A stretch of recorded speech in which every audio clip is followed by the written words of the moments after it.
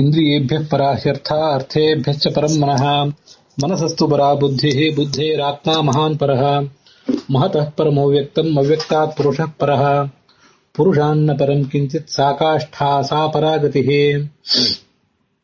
ಅಷ್ಟಾದಶ ಮುಖಾನ್ಯಸ್ಯ ಪುಮಾಕಾರಾಣಿ ಸರ್ವಶಃ ಮಧ್ಯಮಂ ತು ಗಜಾಗಾರಂ ಚತುರ್ಬಾಹುಃ ಪರಃ ಪುಮಾನ್ ಪಾದೌ ಹಸ್ತಿಕರೋ ಹಸ್ತ ಇತಿ ಸಪ್ತಾಂಗೈರಿತಃ. ಶ್ರೀ ಗುರುಭ್ಯೋ ನಮಃ. ಎಲ್ಲ ಶ್ರೋತೃಗಳಿಗೆ ಗೌರಿ ಗಣೇಶ ಹಬ್ಬದ ಶುಭಾಶಯಗಳು. ಭಾದ್ರಪದ ಮಾಸದ ಶುಕ್ಲ ಚತುರ್ಥಿಯ ಈ ದಿವಸ ಭಾಗವತದ ಏಕಾದಶ ಸ್ಕಂದದ ಪ್ರಮೇಯ ಭಾಗಗಳ ಅನುಸಂಧಾನ ನಡೆದಿದೆ. ಅದರಲ್ಲಿ 2ನೇ ಅಧ್ಯಾಯದ 43ನೇ ಶ್ಲೋಕ ಈ ಹಿಂದೆ ಸಮಾಪ್ತವಾಗಿದೆ. ಕವಿ ಮುನಿಗಳ ಉಪದೇಶ ಆ ವಿದೇಹರಾಜನಿಗೆ ಹೇಗೆ ಆಗಿತ್ತು ಅಂತ ಅನ್ನೋದನ್ನ ನಾವು ನೋಡಿದ್ವಿ. ಕವಿ ಅಂತಂದ್ರೆ ಜ್ಞಾನಿ ಅಂತ ಅರ್ಥ. ಕು ಶಬ್ದ ಎನ್ನುವ ಧಾತುವಿನಿಂದ ಕವಿ ಎನ್ನುವ ಶಬ್ದ ಹುಟ್ಟಿದೆ. ಶಬ್ದಗಳ ಮೂಲಕ ಭಗವಂತನ ಸ್ತುತಿಸುವವನು, ಶಬ್ದಗಳನ್ನ ಭಗವಂತನಲ್ಲಿ ಹೇಗೆ ಅನುಸಂಧಾನ ಮಾಡಬೇಕು ಅಂತ ತಿಳಿದವನು ಅಂತ ಈಗ ಅರ್ಥ. ಮುಂದಿನ ಮುನಿಗಳ ಹೆಸರು ಹರಿ ಅಂತ ಈಗ ನಾವು ನೋಡ್ಬೇಕಾಗಿತ್ತು. ಹರಿ ಅಂದ್ರೆ ಅಜ್ಞಾನವನ್ನು ಪರಿಹರಿಸುವ ವ್ಯಕ್ತಿ ಅಂತ ಈಗ ಅರ್ಥ. ಭಗವಂತನಿಗೂ ಕೂಡ ಆ ಶಬ್ದ ಅನ್ವಿತ ಆಗೇ ಆಗ್ತದೆ. ಅಜ್ಞಾನವನ್ನು ಪರಿಹರಿಸ್ತಾನೆ. ಮತ್ತೆ ಎಲ್ಲ ಕಡೆ ಪ್ರತಿಯೊಂದು ಮನೆಯಲ್ಲೂ ಪ್ರತಿಯೊಂದು ಸ್ಥಳದಲ್ಲಿಯೂ ಇದ್ದು ಆಯಾ ಜನರು ತನಗೆ ಏನು ಆಹುತಿಗಳನ್ನು ಕೊಡ್ತಿರ್ತಾರೆ ಆ ಆಹುತಿಗಳನ್ನು ಸ್ವೀಕಾರ ಮಾಡ್ತಾನೆ. ಅದಕ್ಕಾಗಿ ಅವನಿಗೆ ಹರಿ ಅಂತ ಹೇಳ್ತಾರೆ ಅಂತ ಶಾಸ್ತ್ರ ವರ್ಣಿಸ್ತದೆ. ರಾಜ ಮತ್ತೆ ಕೇಳಿದ, ಅಥ ಭಾಗವತಂ ಬ್ರೂತ ಯದ್ಧರ್ಮೋ ಯಾದೃಶೋ ನೃಣಾಂ ಯಥಾ ಚರತಿ ಯದ್ಬ್ರೂತೆ ಯೈರ್ಲಿಂಗೈ ಭಗವತ್ಪ್ರಿಯ. ಈ ಭಗವದ್ಭಕ್ತರ ಬಗ್ಗೆ ನನಗೆ ಹೇಳ್ರಿ. ಅವರ ಮನೋಭಾವ, ಅವರ ಪ್ರವೃತ್ತಿ, ಅವರ ಸಂಚಾರದ ಉದ್ದೇಶ, ಅವರ ಆಲೋಚನೆಗಳು ಇದೆಲ್ಲವನ್ನು ಕೂಡ ನನಗೆ ನೀವು ವಿವರಿಸಿ ಹೇಳಬೇಕು.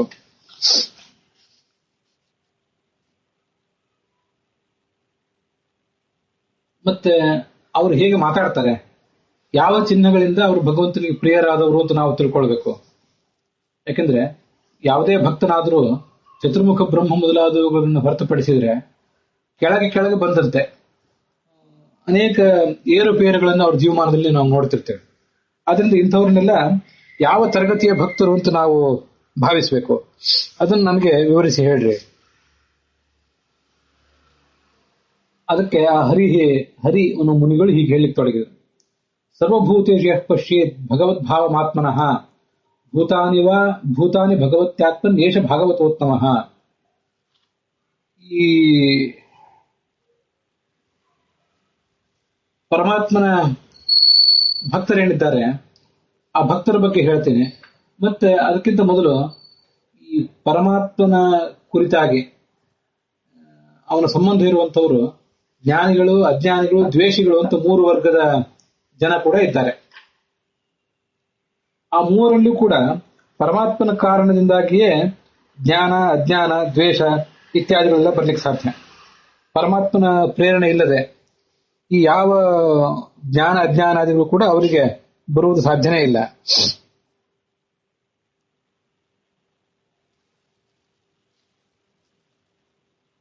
ತನಗೆ ಅಂದ್ರೆ ಈ ವ್ಯಕ್ತಿಗಳಿಗೆ, ನಮ್ಮ ಸುತ್ತಮುತ್ತಲಿರುವಂತಹ ಜ್ಞಾನಿಗಳು, ಅಜ್ಞಾನಿಗಳು ಮತ್ತು ಭಗವಂತನ ದ್ವೇಷಿಗಳು ನಮ್ಮ ಸಂಪರ್ಕಕ್ಕೆ ನಿತ್ಯ ಬರ್ತಿರ್ತಾರಲ್ಲ, ನಮಗೆ ಅವರನ್ನೆಲ್ಲ ನೋಡಿದಾಗ ನಾನಾ ಥರದ ಭಾವಗಳು ನಮ್ಮ ಮನಸ್ಸಿನಲ್ಲಿ ಏಳುವುದಿದೆಯಲ್ಲ, ಅವೆಲ್ಲ ಹೇಗೆ ಹೇಳ್ತವೆ ಅಂತಂದ್ರೆ ಭಗವಂತನ ಭಕ್ತರನ್ನು ಕುರಿತು ಪ್ರೀತಿ. ನಾವು ಭಗವಂತನ ಭಕ್ತರಾಗಿದ್ರೆ ಭಗವಂತನ ಭಕ್ತರನ್ನು ಕುರಿತು ನಮಗೆ ಪ್ರೀತಿ. ಅಜ್ಞಾನಿಗಳಾಗಿಬಿಟ್ರೆ ಅವ್ರನ್ನ ನೋಡಿ ಅನುಕಂಪ ಬರುವುದು ಇದೆ. ಆಮೇಲೆ ದ್ವೇಷಿಗಳಾಗಿಬಿಟ್ರೆ ಅವ್ರ ಬಗ್ಗೆ ನಮ್ಗೆ ಅನಾದರ, ತಿರಸ್ಕಾರ ಬರೋದಿದೆ. ಇವೆಲ್ಲ ಹೇಗೆ ಬರ್ಲಿಕ್ಕೆ ಸಾಧ್ಯ ಅಂತಂದ್ರೆ ಅದು ಕೂಡ ಭಗವಂತನ ಪ್ರಭಾವದಿಂದಲೇ ಬರುವುದು. ಇದರಲ್ಲಿ ಉತ್ತಮ ಭಕ್ತ ಯಾರು? ಎಲ್ಲಾ ಜೀವಿಗಳು ಕೂಡ, ಈ ಜಗತ್ತಿನಲ್ಲಿರುವಂತಹ ಪ್ರತಿಯೊಂದು ಜೀವವೂ ಕೂಡ ಗುಣಪೂರ್ಣನಾದಂತಹ ಭಗವಂತನ ವಶದಲ್ಲಿದ್ದಾರೆ ಅಂತ ಯಾರು ತಿಳಿದಿದ್ದಾನೆ ಅವನೇ ಉತ್ತಮ ಭಕ್ತ. ಅಂತ ಉತ್ತಮ ಭಕ್ತರು ಯಾರು? ತತ್ವಾಭಿಮಾನಿ ದೇವತೆಗಳೇ ಆ ಉತ್ತಮ ಭಕ್ತರು ಅಂತ ನಾವು ಅದನ್ನು ತಿಳ್ಕೊಳ್ಬೇಕು. ಭೂತಾನಿ ಭಗವತ್ಯಾತ್ಮನ್ ನೇಷ ಭಾಗವತೋತ್ತಮ, ಇವನೇ ಭಾಗವತ ಉತ್ತಮನಾಗಿದ್ದಾನೆ. ಆದ್ರೆ ಈ ತತ್ವಾಭಿಮಾನಿ ದೇವತೆಗಳೇ ಈ ಉತ್ತಮ ಭಕ್ತರು ಅಂತ ಭಾಗವತದ ಆ ಶ್ಲೋಕದಲ್ಲಿ ಬರಲಿಲ್ಲ. ಅದನ್ನೆಲ್ಲ ಭಾಗವತ ತಾತ್ಪರ್ಯಕ್ಕನುಸಾರವಾಗಿ ಯಾರು ಭಾಗವತೋತ್ತಮರು, ಮಧ್ಯಮರು ಯಾರು, ಮತ್ತೆ ಅಧಮರು ಯಾರು ಅಂತ ಅನ್ನೋದನ್ನೆಲ್ಲ ವ್ಯಾಖ್ಯಾನಗಳ ಮೂಲಕವೇ ನಾವು ತಿಳ್ಕೊಳ್ಬೇಕು. ಈ ಭಗವಂತ ಸರ್ವಗುಣ ಪರಿಪೂರ್ಣನಾಗಿದ್ದಾನೆ. ಸರ್ವಗುಣ ಪರಿಪೂರ್ಣತಾಂ ಆತ್ಮನೇ ಭೂತಾನಿ ಚ ಪಶ್ಯೇತ್. ಭಗವಂತನಲ್ಲಿ ಸರ್ವಗುಣ ಪರಿಪೂರ್ಣತ್ವವನ್ನ ಅನುಸಂಧಾನ ಮಾಡಬೇಕು. ಈ ಆತ್ಮ ಶಬ್ದವನ್ನು ಇಲ್ಲಿ ಪ್ರಯೋಗ ಮಾಡಿದ್ದಾರೆ. ಭೂತಾನಿ ಭಗವತ್ಯಾತ್ಮನ್ ನೇಷ ಭಾಗವತೋತ್ತಮ ಅಂತ ಹೇಳಿ ಪ್ರಯೋಗ ಮಾಡಿದ್ದಾರಲ್ಲ, ಇಲ್ಲಿ ಆತ್ಮನ್ ಅಂತಂದ್ರೆ ಆ ಆತ್ಮನ್ ಅಂತ ಶಬ್ದಕ್ಕೇನೆ, ಆತ್ಮ ಅನ್ನೋ ಶಬ್ದಕ್ಕೇನೆ ಗುಣಪೂರ್ಣ ಅಂತ ಅರ್ಥ. ಆತ್ಮ ಅನ್ನೋ ಶಬ್ದಕ್ಕೆ ಅನೇಕ ಅರ್ಥಗಳಿವೆ, ಅದರಲ್ಲಿ ಗುಣಪೂರ್ಣ ಅನ್ನುವ ಅರ್ಥ ನಮ್ಗೆ ಹೆಚ್ಚು ಮಹತ್ವದ್ದು. ಆತತತ್ವಾಚ ಮಾತೃತ್ವಾತ್ ಆತ್ಮೇತಿ ಪರಮೋಮತಃ ಆತ್ಮಾಭಾಸ ತದನ್ಯೇತು ನಶ್ಯೇತೇಷಾಂ ತಥಾ ಗುಣಾಃ ಅಂತ ತತ್ವನಿರ್ಣಯದಲ್ಲಿ ಆಚಾರ್ಯ ಉಲ್ಲೇಖಿಸುವಂತಹ ಒಂದು ಪ್ರಮಾಣ. ಯಚ್ಚಾಪ್ನೋತಿ ಯದಾದತ್ತೆ ಯಚ್ಚಾತಿ ವಿಷಯಾನಿಹ ಯಚ್ಚಾಸ್ಯ ಸಂತತೋ ಭಾವಃ ತಸ್ಮಾದ್ ಆತ್ಮೇತಿ ಭಣ್ಯತೆ ಅಂತ ಉಪನಿಷತ್ ಭಾಷ್ಯದಲ್ಲಿ ಮಹಾಭಾರತದ ಒಂದು ಪ್ರಮಾಣವನ್ನು ಉಲ್ಲೇಖಿಸ್ತಾರೆ. ಆಪ್ನೋತಿ ಎಲ್ಲ ಕಡೆ ವ್ಯಾಪಿಸಿಕೊಂಡಿದ್ದಾನೆ. ಹೆಚ್ಚ ಆಪ್ನೋತಿ ಯದ್ ಆದತ್ತೆ ಸ್ವೀಕಾರ ಮಾಡ್ತಾನೆ. ಎಲ್ಲಾ ಜನರನ್ನು ಕೂಡ ತನ್ನ ಬಳಿಗೆ ಸ್ವೀಕಾರ ಮಾಡ್ತಾನೆ. ಮತ್ತೆ ಎಲ್ಲಾ ಜನರೊಳಗೂ ತಾನಿದ್ದಾನೆ. ಹೆಚ್ಚ ಅತಿ ವಿಷಯಾನಿಹ ವಿಷಯ ಪದಾರ್ಥಗಳನ್ನು ತಾನು ಸ್ವೀಕಾರ ಮಾಡ್ತಾನೆ.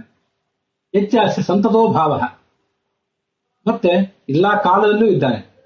ಈ ಇಷ್ಟೆಲ್ಲ ಕಾರಣಗಳಿಂದಾಗಿ ಎಲ್ಲರನ್ನೂ ತನ್ನವರು ಸ್ವೀಕರಿಸುವುದರಿಂದ, ಈ ಎಲ್ಲ ಕಾರಣಗಳಿಂದಾಗಿ ತಸ್ಮಾತ್ ಆತ್ಮೇತಿ ಕೀರ್ತಿತೆ, ಅವನಿಗೆ ಆತ್ಮ ಅಂತ ಹೆಸರಿದೆ ಅಂತ ಅಲ್ಲಿ ಬಂದಿದೆ. ಇನ್ನ ಆತ್ಮ ಅನ್ನೋ ಶಬ್ದಕ್ಕೆ ನಿತ್ಯಾತೀತ ಗುಣತ್ವಾತ್ಸ ಆತ್ಮೇಶು ಶ್ರುತಿಶೂದಿತ ಅಂತ ಐತರೇಯ ಉಪನಿಷತ್ ಭಾಷೆ ಹೇಳುವಂತೆ ನಿತ್ಯವೂ ವ್ಯಾಪ್ತವೂ ಆದ ಗುಣವುಳ್ಳವನಾದ್ರಿಂದ ಅವನಿಗೆ ಆತ್ಮ ಅಂತ ಹೆಸರು. ಆ ಪರಮಾತ್ಮನಿಗೆ ಆತ್ಮ ಅಂತ ಹೆಸರು. ಆತತತ್ವಾಚ ಮಾತೃತ್ವಾತ್ ಆತ್ಮ ಅಂತಿದೆ ನೋಡಿ. ಆತ್ಮ ಅಂತನಲ್ಲಿ ಆತತತ್ವಾಚ ಮಾತೃತ್ವಾತ್, ಆತತ ಅಂತಂದ್ರೆ ಎಲ್ಲಾ ಕಡೆ ವ್ಯಾಪಿಸಿಕೊಂಡಿರುವಂತವನು. ಮತ್ತೆ ಮಾ ಅಂತಂದ್ರೆ ಸರ್ವಜ್ಞನಾದವನು. ತಾನು ಸರ್ವಜ್ಞನಾಗಿದ್ದಾನೆ ಮತ್ತೆ ವೇದಗಳಿಂದ ಪ್ರತಿಪಾದ್ಯನಾಗಿದ್ದಾನೆ. ಈ ಕಾರಣದಿಂದ ಅವನ್ನ ಮಾ ಅಂತ ಅನ್ಬೇಕು. ಹೀಗೆ ಆತ್ಮ ಅಂತ ಅನ್ನೋದಕ್ಕೆ ಇಷ್ಟ ಅರ್ಥಗಳಿವೆ. ಆತ್ಮೇತಿ ಪರಮೋಮತಃ, ಈಗ ನಾನು ಹೇಳ್ತಿರೋದು ತತ್ವನಿರ್ಣಯದಲ್ಲಿ ಆಚಾರ್ಯ ಉಲ್ಲೇಖ ಮಾಡಿದ ಒಂದು ಶ್ರುತಿ, ಯಾವುದು ಪರಮೋಪನಿಷತ್ ಅಂತ, ಹೀಗೆ ಯಾವುದೋ ಒಂದು ವೇದವಾಕ್ಯ. ಆದ್ರಿಂದ ಆತ್ಮೇತಿ ಪರಮೋಮತಃ, ಅವನನ್ನೇ ಆತ್ಮ ಅಂತ ಅನ್ಬೇಕು. ಆತ್ಮಾಭಾಸ ತದನ್ಯೇತು. ಈ ಉಳಿದವರು ನಾವೆಲ್ಲ ಇದ್ದೀವಲ್ಲ, ನಾವೆಲ್ಲ ಆತ್ಮಾಭಾಸರು. ವಸುಧಃ ನಾವು ಆತ್ಮರೇ ಅಲ್ಲ. ನಹ್ಯೇತೇಷಾಂ ತಥಾ ಗುಣಾಃ, ನಮಗೆ ವ್ಯಾಪ್ತವಾದ ನಿತ್ಯವಾದ ಗುಣಗಳಿಲ್ಲ. ಕಾಲತಃ ವ್ಯಾಪ್ತವಾದ ದೇಶಿಕವಾಗಿ ವ್ಯಾಪ್ತವಾದಂತಹ ಗುಣಗಳು ನಮಗಿಲ್ಲ. ಆದ್ರಿಂದ ನಾವು ಆತ್ಮರೇ ಅಲ್ಲ. ಆದ್ರಿಂದ ನಮ್ಮನ್ನ ಯಾರು ಮಹಾತ್ಮರು ನೀವು ಅಂತಂದ್ರೆ, ನಾವು ಆತ್ಮರೇ ಅಲ್ಲ, ಇನ್ನು ಇವಾಗ ಮಹಾತ್ಮರಾಗೋದು ಯಾವಾಗ ಅಂತ ನಮ್ಮನ್ನು ನಾವು ಕೇಳ್ಕೋಬೇಕು. ಅವನೊಬ್ಬನೇ ಆತ್ಮ, ಆದ್ರೆ ಜೀವ ಇದೆ ಅನ್ನೋ ಕಾರಣಕ್ಕಾಗಿ ನಾವು ಆತ್ಮರೇ. ಕಲ್ಲು ಮೊದಲಾದ ಜಡ ಪದಾರ್ಥಗಳಿವೆ ಅಲ್ಲ, ಅದಕ್ಕೆ ಜೀವವೇ ಇಲ್ಲ, ಅದು ಅಚೇತನ. ಆದ್ರೆ ಚೇತನರು ಅನ್ನೋ ದೃಷ್ಟಿಯಿಂದ ನಾವು ಆತ್ಮರು. ಆದ್ರೆ ಗುಣಪೂರ್ಣ ಅನ್ನೋ ದೃಷ್ಟಿಯಿಂದ ನಾವು ಆತ್ಮರಲ್ವೇ ಅಲ್ಲ, ಅವನೊಬ್ಬನೇ ಆತ್ಮ. ಹೀಗೆ ವಿಜಯಧ್ವಜಿ ವ್ಯಾಖ್ಯಾನದಲ್ಲಿ ಅದನ್ನು ವಿವರಿಸುವಂತೆ ಸರ್ವಗುಣ ಪೂರ್ಣತಾಂ ಆತ್ಮನೇ ಪಶ್ಯೇತ್. ಆ ಪರಮಾತ್ಮನಲ್ಲಿ ಸರ್ವಗುಣ ಪರಿಪೂರ್ಣತ್ವವನ್ನು ತಿಳ್ಕೊಳ್ಬೇಕು. ಮತ್ತೆ ಆ ಪರಮಾತ್ಮನಲ್ಲೇ ಎಲ್ಲವೂ ಕೂಡ, ಈ ಜಗತ್ತೆಲ್ಲವೂ ಹಾಸುಹೊಕ್ಕಾಗಿದೆ ಅಂತ ಅನ್ನೋದನ್ನು ತಿಳ್ಕೊಳ್ಬೇಕು.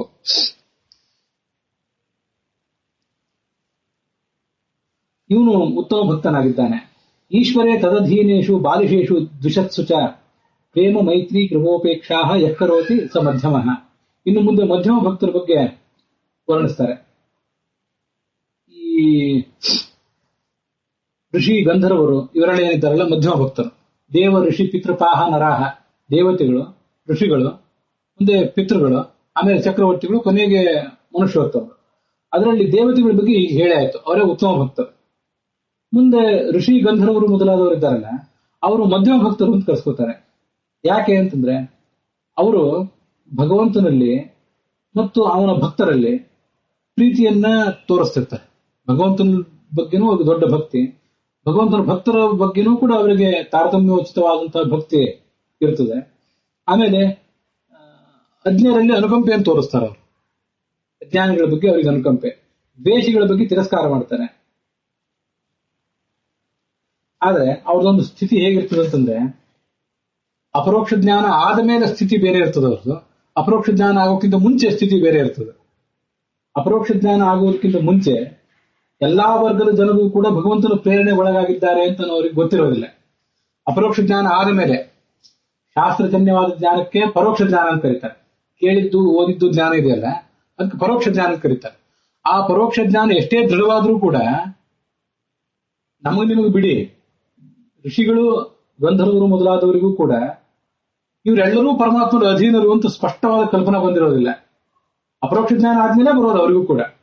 ಆದ್ರಿಂದ ಈ ಹಂತದಲ್ಲಿ ಕೇವಲ ಶಾಸ್ತ್ರಗಳನ್ನ ಅಲ್ಲಿ ಕೇಳಿ ಅಲ್ಪ ಸ್ವಲ್ಪ ಓದಿ ನಾವು ಗಳಿಸಿದ ಪರೋಕ್ಷ ಜ್ಞಾನ ಏನಿದೆ ಎಷ್ಟು ಅದೃಢವಾದದ್ದು ಅಂತ ಇದನ್ನು ತಿಳ್ಕೋಬೇಕು ನಾವು. ಆ ಋಷಿ ಗಂಧರ್ವರಿಗೆ ಬರುವ ಪರೋಕ್ಷ ಜ್ಞಾನವೇ ಅಷ್ಟು ಅದೃಢ, ನಮಗೆ ಬಂದಿರುವಂತಹ ಪರೋಕ್ಷ ಜ್ಞಾನ ಎಷ್ಟು ಅದೃಢ ಆಗಿರ್ಬೇಕಿನ್ನ ಅಂತ ತಿಳ್ಕೊಳ್ಬೇಕು. ಯಾವತ್ತೂ ಕೂಡ ಪರೋಕ್ಷ ಜ್ಞಾನ ಅಂತ ಅನ್ನೋದು ಅದು ತೈಲ ದೀಪದಂತೆ, ಎಣ್ಣೆಯ ದೀಪದಂತೆ. ಎಲ್ಲಾದರೂ ಬಲವಾದ ಗಾಳಿ ಬೀಸಿದ್ರೆ ಆ ದೀಪ ಚಲಿಸಿ ಬಿಡ್ತದೆ, ಚಂಚಲ ಆಗಿಬಿಡ್ತದೆ.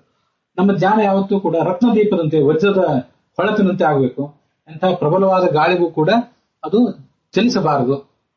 ಇದು ಅಪರೋಕ್ಷ ಜ್ಞಾನಕ್ಕಿಂತ ಮುಂಚೆ ಎಲ್ಲಾ ವರ್ಗದ ಜನರು ಭಗವಂತನಿಂದಲೇ ಪ್ರೇರಿತರಾಗಿದ್ದಾರೆ ಅನ್ನೋದು ಅವರಿಗೆ ಸ್ಪಷ್ಟವಾಗಿ ಮನವರಿಕೆ ಆಗಿರೋದಿಲ್ಲ.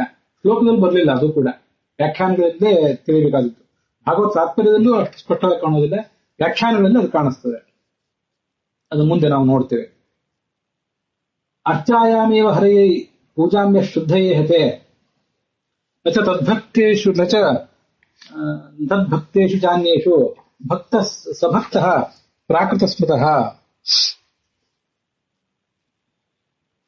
ಈ ಮುಂದೆ ಪ್ರಾಕೃತ ಭಕ್ತರ ಬಗ್ಗೆ ಇಲ್ಲಿ ವರ್ಣಿಸ್ತಾರೆ. ಅವ್ರೇನ್ ಮಾಡ್ತಾರೆ ಅಂತಂದ್ರೆ, ಪ್ರತಿಮೆಯಲ್ಲಿ ಶ್ರದ್ಧೆಯಿಂದ ಭಗವಂತನಿಗೆ ಪೂಜೆ ಮಾಡ್ತಾರೆ.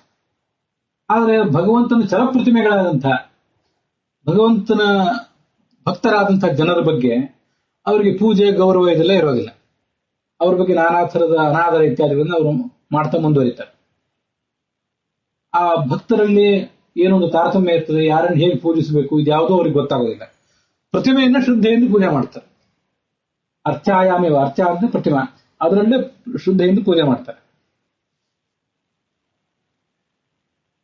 ಭಕ್ತೇಶು ಚ ಅನ್ಯೇಷು ಸಭಕ್ತ ಪ್ರಾಕೃತ ಸ್ಮೃತಃ. ಭಗವದ್ಭಕ್ತರಲ್ಲಿ ಭಕ್ತಿ ತಾರತಮ್ಯ ಏನಿದೆ ಅಂತನೂ ಗೊತ್ತಾಗೋದಿಲ್ಲ ಅವರಿಗೆ. ಮತ್ತೆ ಭಗವಂತನ ದ್ವೇಷಿಗಳಿರ್ತಾರಲ್ಲ, ಆ ದ್ವೇಷಿಗಳು ಕೂಡ ಯಾವ ತರ ದ್ವೇಷ ಮಾಡ್ತಾರೆ, ದ್ವೇಷಿಗಳಲ್ಲಿ ಏನು ವ್ಯತ್ಯಾಸ ಇದೆ. ಎಲ್ಲರೂ ಒಂದೇ ತರ ದ್ವೇಷ ಮಾಡೋದಿಲ್ಲ, ಎಲ್ಲರೂ ಒಂದೇ ತರ ಹೇಗೆ ಭಕ್ತಿ ಮಾಡೋದಿಲ್ವೋ ಹಾಗೆ ಎಲ್ಲರೂ ಒಂದೇ ತರ ದ್ವೇಷನೂ ಮಾಡೋದಿಲ್ಲ. ಇಂಥವೆಲ್ಲ ವೈಚಿತ್ರ್ಯಗಳಿವೆ. ಆದ್ರೆ ಇದು ಯಾವುದೂ ಅವ್ರಿಗೆ ಗೊತ್ತಾಗೋದಿಲ್ಲ. ಆದ್ರಿಂದಲೇ ಅವರನ್ನ ಕೇವಲ ಮನೆಗಳಲ್ಲಿ ಪ್ರತಿಮೆ ಇದೆ, ಒಂದು ಮನೆಯಲ್ಲಿ ವಾಡಿಕೆ ಬಂದಿದೆ, ಅದನ್ನ ಪೂಜೆ ಮಾಡ್ತಾ ಹೋಗ್ತಾರೆ. ಬಿಡ್ಲಿಕ್ಕೆ ಆಗೋದಿಲ್ಲ ಅವರಿಗೆ, ಪೂಜೆ ಮಾಡ್ತಾ ಹೋಗ್ತಾರೆ. ಆದ್ರೆ ವಸ್ತುತಃ ಜ್ಞಾನಿಯಾದವನು, ತಿಳುವಳಿಕೆ ಇದ್ದವನು ಭಗವಂತನ ಪ್ರತಿಮೆಗಳಲ್ಲಿ ಹೇಗೆ ಪೂಜೆ ಮಾಡ್ತಾನೋ ಹಾಗೆ ಭಗವಂತನ ಚಲಪ್ರತಿಮೆಗಳಂತ ಭಕ್ತರನ್ನು ಕೂಡ ಹಾಗೆ ಪೂಜಿಸಬೇಕು. ಅಪರೋಕ್ಷ ಜ್ಞಾನ ಬರುವ ತನಕವೂ ಈ ವಿಗ್ರಹಗಳಲ್ಲಿ ಪೂಜೆಯನ್ನು ನಿಲ್ಲಿಸಬಾರದು ಅಂತಲೇ ಭಾಗವತ ತಾತ್ಪರ್ಯದಲ್ಲೂ ಮತ್ತೊಂದು ಕಡೆ ಹೇಳಿದ್ದಾರೆ. ಆ ಅಪರೋಕ್ಷ ಜ್ಞಾನ ಬಂದ ಮೇಲೆ ಈ ಮೂರ್ತಿ ಪೂಜೆ ಮಾಡೋದೇನಿದೆಯಲ್ಲ ಅದು ಅವ್ರಿಗೆ ಬಿಟ್ಟದ್ದು. ಮುಂದೆ ಹೆಚ್ಚು ಮಾಡಿದ್ರೆ ಅದರಿಂದ ಗುಣ ಇದೆ, ಮೋಕ್ಷದಲ್ಲಿ ಹೆಚ್ಚಿನ ಆನಂದ ಇತ್ಯಾದಿಗಳಿದೆ. ಆದ್ರೆ ಅಪರೋಕ್ಷ ಜ್ಞಾನ ಬರುವುದಕ್ಕಿಂತ ಮುಂಚೆ ವಿಗ್ರಹ ಪೂಜಾ ಇತ್ಯಾದಿಗಳನ್ನು ಮಾಡಲೇಬೇಕು. ಅದನ್ನ ಮಾಡಬಾರ್ದು ಅಂತ ತಾತ್ಪರ್ಯ ಅಲ್ಲ. ಆದ್ರೆ ಅದೊಂದನ್ನೇ ಮಾಡಿ ಇವರು ತಾಮಸರು ಅಂತ ಕರೆಸ್ಕೋತಾರೆ, ಅಧಮ ಭಕ್ತರು ಅಂತ ಕರೆಸ್ಕೋತಾರೆ. ಇದು ಅವರ ಸ್ವಭಾವ ಆಗಿರ್ತದೆ. ಭಗವಂತನಲ್ಲಿ ಈ ಜಗತ್ತನ್ನೆಲ್ಲ ಹರಿಯ ಇಚ್ಛಾಧೀನ ಅಂತ ತಿಳ್ಕೊತಾನೆ ಈ ಉತ್ತಮ ಭಕ್ತ. ಗೃಹೀತ್ವಾಪಿ ಇಂದ್ರಿಯರರ್ಥಾನ್ ಯೋನ ದ್ವೇಷ್ಟಿ ನ ಹೃಷ್ಯತಿ ವಿಷ್ಣುರ್ ಮಾಯಾಮಿಮಾಂ ಪಶ್ಯನ್ ಸವೈ ಭಾಗವತೋತ್ತಮ. ಮೊದಲು ಭಾಗವತ ಶ್ಲೋಕಗಳನ್ನ ಮಾತ್ರ ಓದ್ತೇನೆ, ಮುಂದೆ ಭಾಗವತ ತಾತ್ಪರ್ಯದ ಶ್ಲೋಕಗಳನ್ನ ಹೇಳ್ತೇನೆ. ಜಗತ್ತೆಲ್ಲ ಹರಿಯ ಇಚ್ಛಾಧೀನ ಅಂತ ತಿಳ್ಕೊತಾನೆ. ಮತ್ತೆ ಇಂದ್ರಿಯಗಳಿಂದ, ಜ್ಞಾನೇಂದ್ರಿಯಗಳಿಂದ ಜಗತ್ತನ್ನೆಲ್ಲ ನೋಡ್ತಾ ಹೋದಾಗ ಅದರಲ್ಲಿ ಯಾವುದು ನಿಷಿದ್ಧ ಮತ್ತೆ ಯಾವುದು ಅನಿಷಿದ್ಧ, ಯಾವುದು ಯೋಗ್ಯ ಅಯೋಗ್ಯ ಇತ್ಯಾದಿಗಳನ್ನೆಲ್ಲ ಅವನು ಯಾವತ್ತೂ ಮರೆಯೋದಿಲ್ಲ.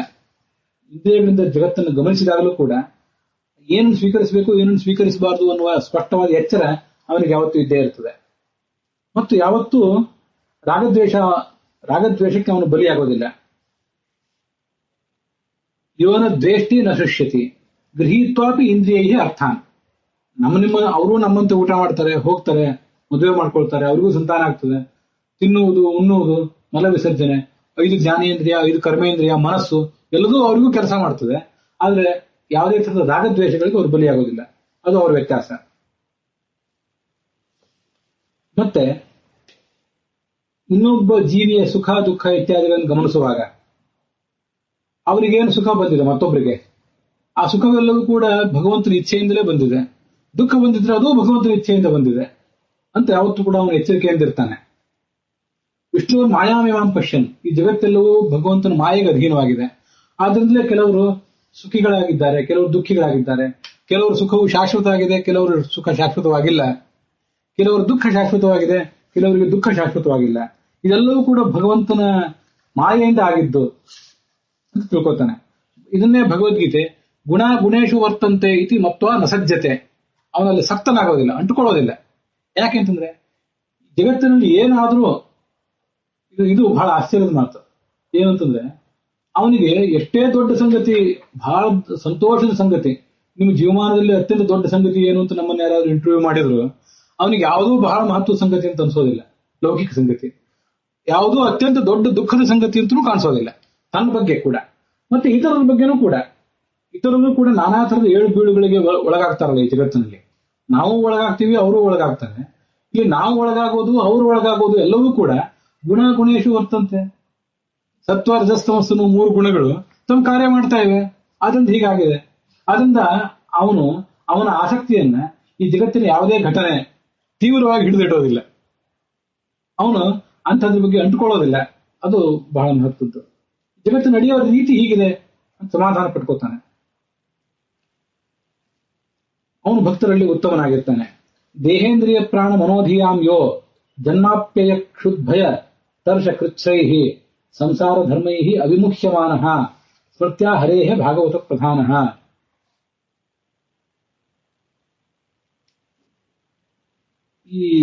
ಅವನು ಹೇಗೆ ಈ ತರ ಆಲೋಚನೆ ಮಾಡ್ತಾನೆ ಅಂತಂದ್ರೆ, ನಾನಾ ತರದ ಕ್ಲೇಶಗಳು ನಮಗೆಲ್ಲ ಆಗ್ತವೆ. ಆ ಕ್ಲೇಶಗಳನ್ನೆಲ್ಲ ಭಗವಂತನ ನಾಮಸ್ಮರಣೆಯಿಂದ ನಾನು ಪರಿಹರಿಸಿಕೊಳ್ಬೇಕು.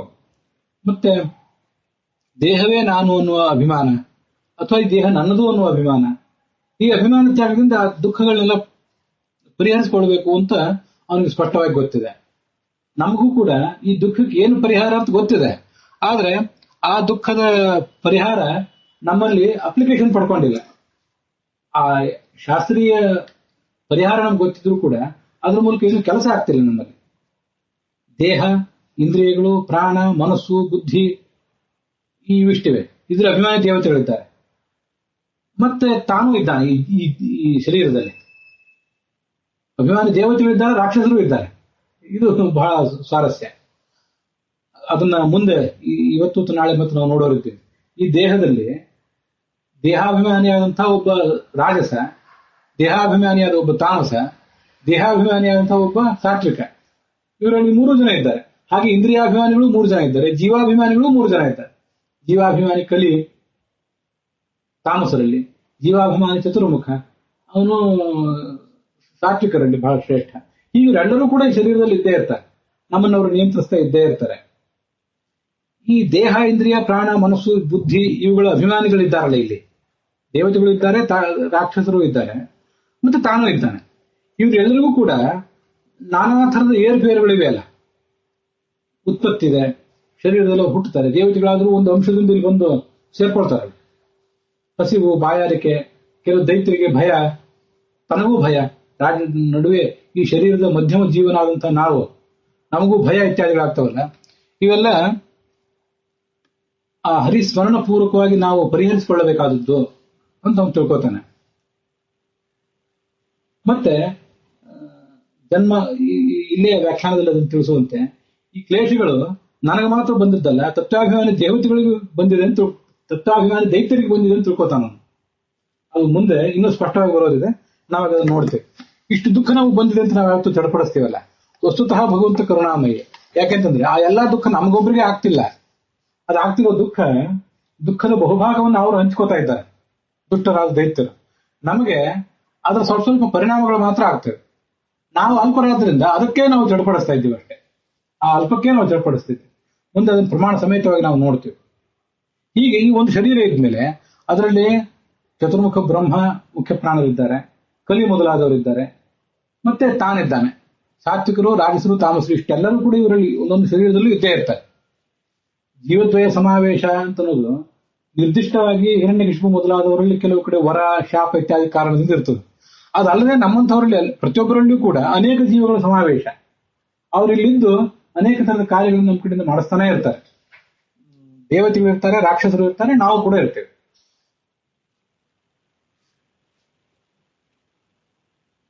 ಯಃ ಕಾಮ ಕರ್ಮ ಬೀಜಾನಿ ಪಶ್ಯತ್ಯೇಷಾಂ ಚ ಸಂಭವಂ ವಾಸುದೇವೈಕ ನಿಲಯ ಸವೈ ಭಾಗವತೋತ್ತಮ. ವಾಸುದೇವೈಕ ನಿಲಯ. ಅವನು ವಾಸುದೇವನಲ್ಲೇ ತನ್ನ ಮನಸ್ಸು ಇಂದ್ರಿಯವನ್ನೆಲ್ಲೂ ಪೂರ್ಣವಾಗಿ ನೆಲೆಗೊಳಿಸಿಬಿಟ್ಟಿರ್ತಾನೆ. ಅವನು ಭಾಗವತೋತ್ತಮ. ಅವನೇನ್ ಮಾಡ್ತಾನೆ ಅಂತಂದ್ರೆ, ತನಗೆ ಈ ವಿಷಯ ಆಸೆ ಬಂದಿದೆಯಲ್ಲ, ವಿಷಯವನ್ನು ಇಷ್ಟೆಲ್ಲ ಅನುಭವಿಸಬೇಕು ಅಂತ ನನಗೊಂದು ತೀವ್ರವಾದ ತ್ವರೆ ಬಂದಿದೆ. ಆಮೇಲೆ ತಾನು ಅನೇಕ ಪುಣ್ಯಗಳನ್ನು ಮಾಡ್ತೀನಿ, ಪಾಪಗಳನ್ನು ಮಾಡ್ತೀನಿ. ಇದೆಲ್ಲದಕ್ಕೂ ಕೂಡ ಕಾರಣ ಯಾವುದು? ಅವಿದ್ಯೆ, ಅಜ್ಞಾನ. ಆಮೇಲೆ ಪ್ರಕೃತಿ ಇದೆ, ಅಂದ್ರೆ ಸತ್ವರಜಸ್ತಮಸ್ಸು ಅನ್ನುವಂಥ ಗುಣಗಳು. ಪ್ರಕೃತಿ ಅಂತಂದ್ರೆ ಕೇವಲ ಸತ್ವರಜಸ್ತಮಸ್ಸು ಗುಣಗಳು ಅಲ್ಲ. ಪ್ರಕೃತಿ ಅಂತಂದ್ರೆ ಪ್ರಕೃತಿಯ ಕ್ರಿಯಮಾಣಾನಿ ಗುಣೈಃ ಕರ್ಮಾಣಿ ಸರ್ವಶಃ ಅಹಂಕಾರ ವಿಮೂಢಾತ್ಮ ಕರ್ತಾಹಂತಿ ಮನ್ಯತೆ ಅಂತ ಭಗವದ್ಗೀತೆ ಹೇಳುವಂತೆ ಪ್ರಕೃತಿಯಿಂದಲೇ ಎಲ್ಲ ಕೆಲಸ ನಡೆದಿದೆ. ಇದು ನಾವು ನಮ್ಮದು ಅಂತ ತಿಳ್ಕೊಂಡು ನಾವು ಮಾಡ್ತಾ ಇದ್ದೀವಿ ಅಂತ ತಿಳ್ಕೊಂಡು ಭ್ರಮೆಗೊಳಗಾಗ್ತೀವಿ ಅಂತ ಹೇಳ್ತದಲ್ಲ ಗೀತೆ. ಅಲ್ಲಿ ಪ್ರಕೃತಿ ಅಂತಂದ್ರೆ, ಪ್ರಕೃತಿ ಅನ್ನೋ ಶಬ್ದವನ್ನ ಯಾವ ಭಾಷೆಗೂ ಪೂರ್ಣವಾಗಿ ಅನುವಾದ ಮಾಡ್ಲಿಕ್ಕೆ ಬರದೇ ಇರುವಷ್ಟು ಅರ್ಥಗಳನ್ನು ಒಳಗೊಂಡಿದೆ. ಪ್ರಕೃತಿ ಅಂತಂದ್ರೆ ಜೀವನ ಸ್ವಭಾವ ಅಂತ ಅರ್ಥ. ಪ್ರಕೃತಿ ಅಂತಂದ್ರೆ ಸತ್ವರದ ಸ್ತಮ ಗುಣಗಳು ಅಂತ ಅರ್ಥ, ಜಡವಾದ ಪ್ರಕೃತಿ ಅಂತ ಅರ್ಥ. ಪ್ರಕೃತಿ ಅಂದ್ರೆ ಲಕ್ಷ್ಮೀದೇವಿ ಅಂತ ಅರ್ಥ. ಪ್ರಕೃತಿ ಅಂತಂದ್ರೆ ಪರಮಾತ್ಮ ಇಚ್ಛೆ ಅಂತ ಅರ್ಥ. ಇಷ್ಟೆಲ್ಲ ಅರ್ಥಗಳಿವೆ. ಆದ್ರಿಂದ ಪ್ರಕೃತಿಯಿಂದಲೇ ಇದೆಲ್ಲ ನಡೆದಿದೆ ಅಂದ್ರೆ ಈ ನಾಲ್ಕರಿಂದ ಇದೆಲ್ಲ ನಡೆದಿದೆ ಅಂತ ಅರ್ಥ. ಮುಖ್ಯವಾಗಿ ಪರಮಾತ್ಮ ಇಚ್ಛೆಯಿಂದ ನಡೆದಿದೆ ಅಂತ ಅರ್ಥ. ಇದಕ್ಕೆಲ್ಲದಕ್ಕೂ ಕೂಡ ಪರಮಾತ್ಮನೇ ಪ್ರೇರಣೆ ಕೊಟ್ಟಿದ್ದಾನೆ. ಕಾಮಕರ್ಮ ಬೀಜಾನಿ ಪಶ್ಯತ್ಯೇಷಾಂಚ ಸಂಭವಂ, ಇದೆಲ್ಲವನ್ನು ಅವನೇ ತಿಳ್ಕೊತಾನೆ. ಹೀಗೆ ಭಗವಂತನ ಪ್ರೇರಣೆಯಿಂದಲೇ ಇದೆಲ್ಲ ನಡೆದಿದೆ ಅಂತ ತಿಳ್ಕೊತಾನೆ. ಅವನು ಉತ್ತಮ ಹರಿಭಕ್ತ. ಇದಕ್ಕೂ ಭಗವದ್ಗೀತೆಗೂ ಒಂದು ಹೋಲಿಕೆ ಇದೆ. ಅದೇನಂದ್ರೆ, ವಾಸುದೇವ ಸರ್ವಮಿತಿ ಸಮಹಾತ್ಮ ಸುದುರ್ಲಭ. ಇಲ್ಲಿ ವಾಸುದೇವೈಕ ನಿಲಯ ಅಂತ ಬಂತು. ವಾಸುದೇವನಲ್ಲಿ ಏಕನಿಲಯನಾದವನು, ವಾಸುದೇವನಲ್ಲೇ ನೆಲೆ ಕಂಡುಕೊಂಡವನು, ಅವನು ಭಾಗವತೋತ್ತಮ ಅಂತ ಇಲ್ಲಿ ಬಂದಿದೆ. ಗೀತೆ ಏನ್ ಹೇಳಿದೆ ಅಂದ್ರೆ, ವಾಸುದೇವ ಸರ್ವಮಿತಿ, ವಾಸುದೇವನೇ ಎಲ್ಲವೂ ಈ ಜಗತ್ತಿನಲ್ಲಿ ಅಂತ ಯಾರು ತಿಳ್ಕೊಂಡಿರ್ತಾನೆ ಆ ಮಹಾತ್ಮ ಸುದುರ್ಲಭ. ಅಂತ ವ್ಯಕ್ತಿ ಈ ಜಗತ್ತಿನಲ್ಲಿ ಸಿಗೋದಿಲ್ಲ ಗೀತಾ ಹೇಳಿದೆ. ವಾಸುದೇವನ ಶಬ್ದ ಅಲ್ಲೂ ಬಂದಿದೆ, ಇಲ್ಲೂ ಬಂದಿದೆ. ನಯಸ್ಯ ಜನ್ಮ ಕರ್ಮಾಭ್ಯಾಂ ನವರ್ಣಾಶ್ರಮ ಜಾತಿವಿಹಿ ಸಜ್ಜತೆಸ್ಮಿನ್ ಅಹಂಭಾವ ದೇಹೇ ವೈ ಸ ಹರೇ ಪ್ರಿಯ. ಭಗವಂತನಿಗೆ ನಾವು ಯಾವಾಗ ಪ್ರಿಯರಾಗ್ತೇವೆ, ಯಾವಾಗ ಪ್ರಿಯರಾಗೋದಿಲ್ಲ ಅನ್ನೋದನ್ನು ಒಂದು ನಾಣ್ಯದಂತರ ಕೊಟ್ಟು ಈ ಶ್ಲೋಕ ಹೇಳಿದೆ. ನಾಣ್ಯದ ಆ ಮುಖವನ್ನು ನೋಡ್ಬೇಕು, ಈ ಮುಖವನ್ನು ನೋಡ್ಬೇಕು ನಾವು. ಅದೇನಂತಂದ್ರೆ, ಜನ್ಮ ಕರ್ಮಾಭ್ಯಾಮ್, ಯಾವುದು ಉತ್ತಮ ಕುಲದಲ್ಲಿ ಹುಟ್ಟಿದ್ದೀವಿ ಅಂತ ಅಹಂಕಾರ ಪಟ್ಟರೆ ಭಗವಂತನಿಗೆ ನಾವು ಪ್ರಿಯರಾಗೋದಿಲ್ಲ. ಅಹಂಕಾರ ಪಡದೇ ಇದ್ರೆ ಪ್ರಿಯರಾಗ್ತೇವೆ. ಮತ್ತೆ ಕರ್ಮಾಭ್ಯಾಮ್, ಯಾವುದು ದೊಡ್ಡ ಕರ್ಮವನ್ನು ಮಾಡಿಬಿಟ್ಟಿದ್ದೀವಿ. ಯಾವತ್ತೂ ಕೂಡ ನಾವು ಏನಾಗಿರ್ತೀವಿ ಅಂದ್ರೆ, ನಾವು ಮನುಷ್ಯರೆಲ್ಲ ಸಾಕಾರರು. ಅದನ್ನು ಮಹಾಭಾರತದಲ್ಲಿ ಬಂದಂತೆ, ಆರಿತಾನಾಮ ಭೂತಾನಾಂ ಯಃ ಕರೋತಿ ಪ್ರಯತ್ನತಃ ಶುಭಂ ಕರ್ಮ ನಿರಾಕಾರ. ನಿರಾಕಾರರಾಗಿ ನಾವು ಜಗತ್ತಿಗೆ ಏನಾದರೂ ಕೊಡೋದಿದ್ರೆ ಕೊಡಬೇಕು. ಅಂದ್ರೆ ನಮ್ಮದನ್ನು ತೋರಿಸಿಕೊಳ್ಳದೆ, ನಮ್ಮ ಅಹಂಕಾರವನ್ನು ತೋರಿಸಿಕೊಳ್ಳದೆ, ನಮಗೆ ಏನೊಂದು ಮಹತ್ವದ ಸಂಗತಿ ಸಿಕ್ಕಿದೆ ಅದಕ್ಕಾಗಿ ಬೀಗದೆ ನಾವು ನಮ್ಮ ಕೆಲಸಗಳನ್ನು ಮಾಡ್ತಾ ಇರ್ಬೇಕು. ನಾವು ಯಾವತ್ತೂ ಬೀಗ್ತಾ ಇರ್ತೇವೆ. ಅದರಿಂದ ನಾವು ಸಾಕಾರರು. ಬೀಗಬಾರದು, ಬೀಗದೆ ನಿರಾಕಾರರಾಗಬೇಕು. ಇದೇನಾಗ್ತದೆ ಅಂದ್ರೆ ನೋಡಿ, ಕರ್ಮಾಭ್ಯಾಮ್, ಇಂಥ ವಂಶದಲ್ಲಿ ಹುಟ್ಟಿದ್ದೀವಿ, ಇಂಥ ಮಹಾಕರ್ಮ ಮಾಡಿದ್ದೀವಿ. ನಮ್ಮನ್ನು ಮಾತಾಡಿಸಿ ಬಿಟ್ರೆ ಅವ್ರೇನೋ ಪಾಪ ಸಣ್ಣ ಒಂದು ಮಾಹಿತಿ ಕೇಳಿರ್ತಾರೆ. ನಾವು ಅವ್ರಿಗೆ ಬೇಕಾದ್ದು ಬೇಡದ್ದೆಲ್ಲವೂ ಮಾಹಿತಿ ನಮ್ದನ್ನು ಕುರಿತಾಗಿ ಇಲ್ಲ ಸಾಕು ಸಾಕು ಅಂತ ಅವ್ರು ಓಡಿ ಹೋಗೋ ತನಕ ನಾವು ಮಾಹಿತಿಗಳನ್ನ ಹೇಳ್ತಾನೆ ಇರ್ತೇವೆ. ಜನ್ಮ ಕರ್ಮಾಭ್ಯಾಮ್ ನಾವು ವರ್ಣಾಶ್ರಮ ಜಾತಿ ವಿಹಿ, ಮತ್ತೆ ಬ್ರಾಹ್ಮಣಾದಿ ವರ್ಣದಲ್ಲಿ ಹುಟ್ಟಿದ್ದೀವಿ ಅಂತ ಅಹಂಕಾರ ಬರ್ತಿರ್ತದೆ, ಒಂದು ಮೇಲರಿಮೆ ಇರ್ತದೆ. ಆಶ್ರಮ, ಬ್ರಹ್ಮಚರ್ಯ, ಗೃಹಸ್ಥನಾಗಿದ್ದೇನೆ, ಸನ್ಯಾಸಿಯಾಗಿದ್ದೇನೆ ಅಂತ ಒಂದು ಭ್ರಮೆ ಅಹಂಕಾರ ಬಂದಿರ್ತದೆ ಮನುಷ್ಯನಿಗೆ. ಮತ್ತೆ ಅಲ್ಲಿ ಒಂದ್ ಕಡೆ ಜನ್ಮ ಅಂತ ಹೇಳಿ ಮತ್ತೊಂದ್ ಕಡೆ ಜಾತಿ ಅಂತ ಇನ್ನೊಂದ್ಸಲ ಹೇಳ್ತಾರೆ.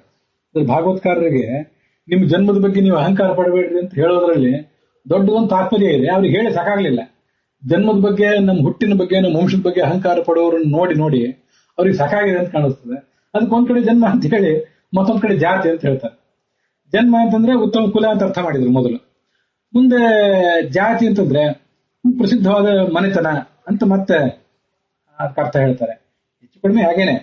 ಅಂದ್ರೆ ಜನ್ಮ ಅಂತಂದ್ರೆ ಹುಟ್ಟು, ಜಾತಿ ಜನ್ಮ ಅಂದ್ರೆ ನಮ್ಮ ಹುಟ್ಟು, ನಾವು ನಮ್ಮ ತಂದೆ ತಾಯಿಗಳಿಂದ ಹುಟ್ಟುವುದೇ ಜನ್ಮ. ಜಾತಿ ಅಂತಂದ್ರೆ ವರ್ಣ ಅಂತ ಬಂತು, ಬ್ರಾಹ್ಮಣ ವರ್ಣ ಇತ್ಯಾದಿ ವರ್ಣಗಳು ಬಂತು. ಅದಲ್ಲ, ನಮ್ದೊಂದು ಒಟ್ಟಾರೆ ಕುಲದ ಹಿನ್ನೆಲೆ, ಕುಲದ ಬ್ಯಾಕ್ಗ್ರೌಂಡ್, ಪರಂಪರೆ ಇವೆಲ್ಲವೂ, ಅದನ್ನ ಜಾತಿ ಅಂತ ತೊಳ್ಬಹುದು. ಆಮೇಲೆ ಜನ್ಮ ಅಂದ್ರೆ ನಮ್ಮ ಹುಟ್ಟು, ನಿರ್ದಿಷ್ಟವಾಗಿ ನಮ್ಮ ಹುಟ್ಟು. ಹೀಗೆ ಇಂಥ ಈ ಎಲ್ಲ ಕಾರಣಗಳಿಂದಾಗಿ ಅವನಿಗೆ ಯಾವತ್ತೂ ಕೂಡ ಅಹಂಕಾರ ಬರೋದಿಲ್ಲ. ನ ಸಜ್ಜತೆ ಅಸ್ಮಿನ್ ಅಹಂಭಾವ, ಈ ಅಹಂಭಾವ ಅವನಲ್ಲಿ ಯಾವತ್ತೂ ಬರೋದೇ ಇಲ್ಲ. ದೇಹೇ ವಯಸ್ಸ ಹರೇ ಪ್ರಿಯ, ಈ ಕಾರಣದಿಂದಾಗಿ ಅವನು ಭಗವಂತನ ಪ್ರಿಯನಾಗಿರ್ತಾನೆ. ಇಲ್ಲದೆ ಹೋದ್ರೆ ಅವನು ಈ ಅಹಂಕಾರ ಯಾರಿಗಿದೆ ಅವನು ಪ್ರಿಯನಾಗೋದಿಲ್ಲ. ಗುಣೇಶು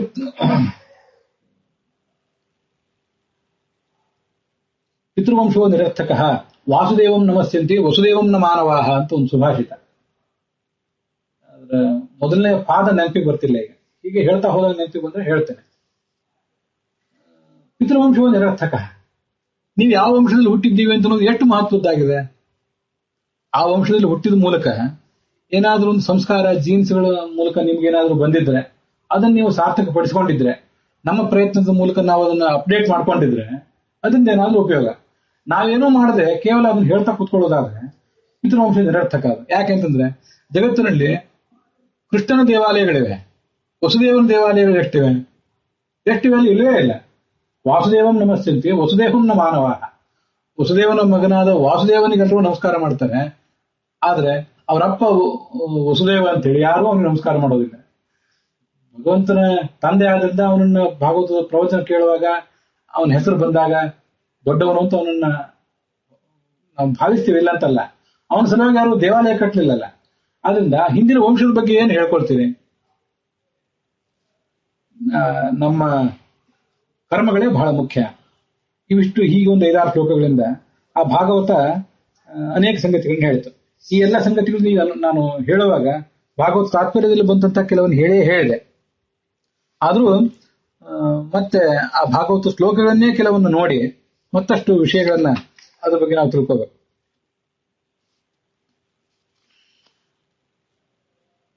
ಪೂರ್ಣತ್ವಾದ ಆತ್ಮಶಬ್ದೋಕ್ತಃ ಕಶ್ಚಿತ್ ಸರ್ವನರೋತ್ತಮ ಭಾಗವತ ತಾತ್ಪರ್ಯ. ಅಲ್ಲಿ ಆತ್ಮನ್ ಅಂತ ಆತ್ಮನಿ ಅಂತ ಮೊದಲನೇ ಶ್ಲೋಕದಲ್ಲಿ ಬಂತಲ್ಲ. ಸರ್ವನರೋತ್ತಮ, ಎಲ್ಲರಿಗಿಂತಲೂ ಉತ್ತಮನಾದ ಪರಮಾತ್ಮನೇ ಆತ್ಮ. ಅವನಿಗೆ ನಾರಾಯಣ ಅಂತ ಹೆಸರು. ಅವನೊಬ್ಬನೇ ಗುಣಪೂರ್ಣ. ವಸ್ತುತಃ ಆತ್ಮ ಅಂತಂದ್ರು ನಾರಾಯಣ ಅಂತಂದ್ರು ಎಲ್ಲದಕ್ಕೂ ಅರ್ಥ ಒಂದೇ. ನತಾದೃಶಿ ಪ್ರೀತಿ ಈಡ್ಯಸ್ಯ ವಿಷ್ಣು ಗುಣೋತ್ಕರ್ಷ ಜ್ಞಾತರಿ ಯಾದೃಶಿ ಸ್ಯಾತ್ ಅಂತ ತತ್ವನಿರ್ಣಯದಲ್ಲಿ ಆಚಾರ್ಯರು ಉಲ್ಲೇಖಿಸುವಂತ ಒಂದು ವೇದ. ನೀವು ಪ್ರತಿಯೊಂದು ಶಬ್ದವನ್ನು ಕೇಳಿದಾಗಲೂ ಕೂಡ ಇದು ಭಗವಂತನ ಗುಣವನ್ನು ಹೇಗೆ ಪ್ರತಿಪಾದನೆ ಮಾಡ್ತದೆ ಅಂತ ಸಾಧ್ಯ ಆದಷ್ಟು ಅನುಸಂಧಾನ ಮಾಡಬೇಕು. ಶಬ್ದವನ್ನು ಕೇಳಿದಾಗ, ಒಂದು ಗ್ರಂಥವನ್ನು ಕೇಳಿದಾಗ, ಗ್ರಂಥವನ್ನು ಅಧ್ಯಯನ ಮಾಡಿದಾಗ, ಅದನ್ನ ಶ್ರವಣ ಮಾಡಿದಾಗ ಪ್ರತಿಯೊಂದು ಹಂತದಲ್ಲಿಯೂ ಕೂಡ ಇವೆಲ್ಲವೂ ಭಗವಂತನ ಮಹಿಮೆಗೆ ಪೋಷಕ ಆಗಿವೆ ಅಂತಲೇ ತಿಳ್ಕೋಬೇಕು. ಹೀಗೆ ತನ್ನ ಗುಣೋತ್ಕರ್ಷವನ್ನು ಯಾರು ತಿಳ್ಕೊತಾನೆ, ಯಾವ ಜೀವ, ಅವನ ಬಗ್ಗೆ ಏನು ಭಗವಂತನಿಗೆ ಪ್ರೀತಿ ಆಗ್ತದೆ. ಯಥಾದೃಶಿ ಪ್ರೀತಿ ನಿರ್ದೇಶ್ಯ ವಿಷ್ಣು, ಅದಕ್ಕಿಂತ ಹೆಚ್ಚಿನ ಪ್ರೀತಿ ಯಾವುದರಿಂದಲೂ ಆಗೋದಿಲ್ಲ. ಗುಣೋತ್ಕರ್ಷ ಜ್ಞಾನದಿಂದಲೇ ಹೆಚ್ಚಿನ ಮಹತ್ವ. ಆದ್ರಿಂದಲೇ ಪ್ರತಿಯೊಂದು ಶಬ್ದವನ್ನು ಕೂಡ ಇದು ಭಗವಂತನಿಗೆ ವಾಚಕ, ಭಗವಂತನ ಯಾವುದೋ ಒಂದು ಮಹಿಮೆಗೆ, ಗುಣಕ್ಕೆ ವಾಚಕ ಅಂತ ನಾವು ಅನುಸಂಧಾನ ಮಾಡ್ತಾ ಹೋಗ್ಬೇಕು. ನಾರಾಯಣ ಅನ್ನೋ ಶಬ್ದನೂ ಅದನ್ನೇ ಹೇಳ್ತದೆ, ಬ್ರಹ್ಮ ಅನ್ನೋದು ಅದನ್ನೇ ಹೇಳ್ತದೆ, ಕೃಷ್ಣ, ಹರಿ ಮೊದಲಾದ ಎಲ್ಲಾ ಶಬ್ದಗಳು ಕೂಡ ಅದನ್ನೇ ಹೇಳ್ತವೆ. ಭಗವಂತನ ಯಾವುದ್ಯಾವುದೋ ನಿರ್ದಿಷ್ಟವಾದ ಗುಣವನ್ನೇ ಹೇಳ್ತಿರ್ತವೆ. ಇನ್ನು ಕೆಲವು ಶಬ್ದಗಳಂತೂ ಭಗವಂತ ಗುಣಪೂರ್ಣ ಅಂತಲೇ ನೇರವಾಗಿ ಹೇಳ್ತವೆ. ಅರ ಅಂದ್ರೆ ದೋಷ, ಅರಾಯಣ ಅಂದ್ರೆ ದೋಷ ಉಳ್ಳವನು, ನಾರಾಯಣ ಅಂದ್ರೆ ದೋಷ ಇಲ್ಲದೆ ಇದ್ದವನು, ಗುಣಪೂರ್ಣ ಅಂತ ಅರ್ಥ. ಅರ ಅಂದ್ರೆ ದೋಷ, ನಾರ ಅಂದ್ರೆ ಗುಣ, ಗುಣಕ್ಕೆ ಆಶ್ರಯನಾದ್ರಿಂದ ನಾರಾಯಣ. ಆತ್ಮ ಮತ್ತೆ ಬ್ರಹ್ಮ ಇವೆಲ್ಲ ಶಬ್ದಗಳು ಗುಣಪೂರ್ಣ ಅಂತಾನೆ ನೇರವಾಗಿ ಅರ್ಥವನ್ನು ಹೇಳ್ತವೆ. ಕೃಷ್ಣ, ಹರಿ ಮೊದಲಾದ ಶಬ್ದಗಳು ಗುಣಪೂರ್ಣ ಅಂತ ನೇರವಾಗಿ ಹೇಳದೇ ಇರಬಹುದು, ಯಾವುದೋ ಭಗವಂತನ ಒಂದು ಗುಣವನ್ನು ಹೇಳ್ತಿರ್ತಾರೆ. ವಸ್ತುತಃ ಅವಕ್ಕೂ ಕೂಡ ನಾವು ಅನುಸಂಧಾನ ಮಾಡಿದರೆ, ಆ ಶಬ್ದಗಳಿಂದಲೂ ಅನುಸಂಧಾನ ಮಾಡೋದಾದ್ರೆ ಭಗವಂತನ ಭಗವಂತ ಗುಣಪೂರ್ಣ ಅನ್ನುವ ಒಂದು ಸರಳವಾದ ಅನುಸಂಧಾನವೇ ಅದೆಲ್ಲದಂತೂ ಸಿಗಬಹುದು. ಹಾಗೆ ಸಿಗ್ಲಿಕ್ಕೆ ಸಾಧ್ಯ ಇದೆ. ಯಾರೂ ರಮಾ ಬ್ರಹ್ಮಾದಿಗಳಲ್ಲಿ ಯಾರೂ ಕೂಡ ತದ್ವಶ ಇತರೇ ಸರ್ವೇ ಶ್ರೀ ಬ್ರಹ್ಮೇಶ ಪುರಸ್ಸರಾಹ, ಶ್ರೀ ಆಗಲಿ ಬ್ರಹ್ಮನಾಗಲಿ ಮತ್ತಾರೂ ಆಗಲಿ ಆತ್ಮಶಬ್ದರಲ್ಲ, ಆತ್ಮಶಬ್ದದಿಂದ ವಾಚ್ಯರಲ್ಲ. ಅಲ್ಲೆಲ್ಲ ನಾರಾಯಣನೇ ಇದ್ದಾನೆ. ಎಲ್ಲರೂ ಕೂಡ ಅವನ ವಶದಲ್ಲಿದ್ದಾರೆ, ವಶದಲ್ಲಿದ್ದು ಕಾರ್ಯ ಮಾಡ್ತಾ ಇದ್ದಾರೆ. ಮುಂದೆ ಭಗವದ್ಭಾವ ಅಂತಂದ್ರೆ ಏನು? ಭಗವಂತ ಎಲ್ಲರಲ್ಲೂ ಕೂಡ ಇದ್ದಾನೆ ಅಂತ ನಾವು ತಿಳ್ಕೊಳ್ಳೋದು. ಸಯೇವತು ಸ್ವಭಕ್ತೇಷು ಸ್ಥಿತ್ವ ಅನುಗ್ರಹಕಾರಕ ಅಜ್ಞೇಶ್ವಜ್ಞಾನಯಂತಾಚ ದ್ವಿಷತ್ಸು ದ್ವೇಷಕಾರಕ. ಅಜ್ಞಾನಿಗಳಲ್ಲಿ ಅಜ್ಞಾನವನ್ನು ಕೊಟ್ಟವನು ಯಾರು? ಮತ್ತೆ ಅಜ್ಞಾನ ಇರುವಂತೆ ಹಾಗೇ ಮುಂದುವರಿಯುವಂತೆ ಮಾಡುವವನು ಯಾರು? ದ್ವಿಷತ್ಸು ದ್ವೇಷಕಾರಕ. ಭಗವಂತನನ್ನು ದ್ವೇಷ ಮಾಡುವ ವ್ಯಕ್ತಿಗಳು ಕೆಲವು ಈ ಜಗತ್ತಿನಲ್ಲಿದ್ದಾರಲ್ಲ, ಅವರಲ್ಲಿ ದ್ವೇಷ ಮಾಡುವಂತೆ ಬುದ್ಧಿ ಕೊಟ್ಟವನು ಯಾರು? ಎಲ್ಲವನ್ನೂ ಈ ಭಗವಂತನೇ ಮಾಡ್ತಾನೆ. ಮತ್ತೆ ಏವೇತಿ ತಾನ್ ವಿದ್ಧಿ ಭವಂತಿ ಭಾವ ಭೂತಾನ ಮತ್ತು ಭಗವದ್ಗೀತಾ ಅದನ್ನೇ ಹೇಳು. ಯಾವುದೇ ತರಹದ ಭಾವ, ಮನಸ್ಸಿನ ತರಂಗಗಳು, ಮನಸ್ಸಿನ ವಿಭಿನ್ನ ಲಹರಿಗಳು, ದ್ವೇಷ, ಪ್ರೀತಿ, ತಾತ್ಸಾರ ಏನಿದ್ರು ಎಲ್ಲವೂ ನನ್ನಿಂದಲೇ, ನನ್ನ ಬಿಟ್ಟು ಬೇರೆ ಯಾವುದೂ ಇಲ್ಲ ಅಂತಾನೆ. ಈ ಭಗವಂತನ ಒಂದು ಪ್ರೇರಣೆ ಇದ್ದರೆ ಆ ಪ್ರೇರಣೆಯಿಂದಲೇ ಉಳಿದವರು ಕೂಡ ಈ ಕೆಲಸಗಳನ್ನು ಮಾಡಿಸ್ತಾರೆ. ಭಗವಂತ ಭಕ್ತರಿಂದ ಭಕ್ತಿ ಮಾಡಿಸ್ತಾನೆ, ದ್ವೇಷಗಳಿಂದ ದ್ವೇಷವನ್ನು ಮಾಡಿಸ್ತಾನೆ. ಮತ್ತೆ ಆ ಭಗವಂತನ ಪ್ರೇರಣೆಯಿಂದ ರಮಾ ಬ್ರಹ್ಮಾದಿ ಚೇತನರು ಭಕ್ತರಲ್ಲಿದ್ದು ಭಕ್ತಿಯನ್ನು ಮಾಡಿಸ್ತಾರೆ. ಭಗವಂತನ ನಂತರ ಭಕ್ತಿಯನ್ನು ಮಾಡಿಸುವ ಕೆಲಸ ಅವ್ರದ್ದು, ಅವನಿಗೆ ಅಧೀನರಾಗಿ ಭಕ್ತಿಯನ್ನು ಮಾಡಿಸುವ ಕೆಲಸ ಅವ್ರದ್ದು. ಮತ್ತೆ ಈ ಭಗವಂತನ ದ್ವೇಷ ಇದೆಯಲ್ಲ, ಅದನ್ನ ದ್ವೇಷ ಮಾಡಿಸುವವರು ಕೂಡ ಕೆಲವರು ರಾಕ್ಷಸರಿದ್ದಾರೆ. ಆ ರಾಕ್ಷಸರು ಕೂಡ ನಮ್ಮ ಒಳಗೆ ನಿಂತು ನಮ್ಮ ಕಡೆಯಿಂದ ಇಂಥ ದುಷ್ಟಕೃತ್ಯಗಳನ್ನ, ದುರ್ಭಾವನೆಗಳನ್ನು ಮಾಡಿಸ್ತಾರೆ. ಇವೆಲ್ಲ ಭಾವನೆಗಳನ್ನ ನಾವು ಯಾರು ತಾಳ್ತಾರೆ ಅವನು ಭಗವದ್ ಭಕ್ತರಲ್ಲಿ ಉತ್ತಮ. ಇತಿ ಪಶ್ಯತಿ ಯೋ ಬುದ್ಧ್ಯ ಸತು ಭಾಗವತೋತ್ತಮ ಅತಃ ತತ್ಪ್ರೇರಣಾದೇವ ಪ್ರೇಮಾಜ್ಞ ಮಮ ಜಜ್ಞಿರೆ. ಭಗವಂತನ ಪ್ರೇರಣೆಯಿಂದಲೇ ಇವೆಲ್ಲ ನನಗೆ ಬಂದಿದೆ ಅಂತ ಅವನು ತಿಳ್ಕೊತಾನೆ.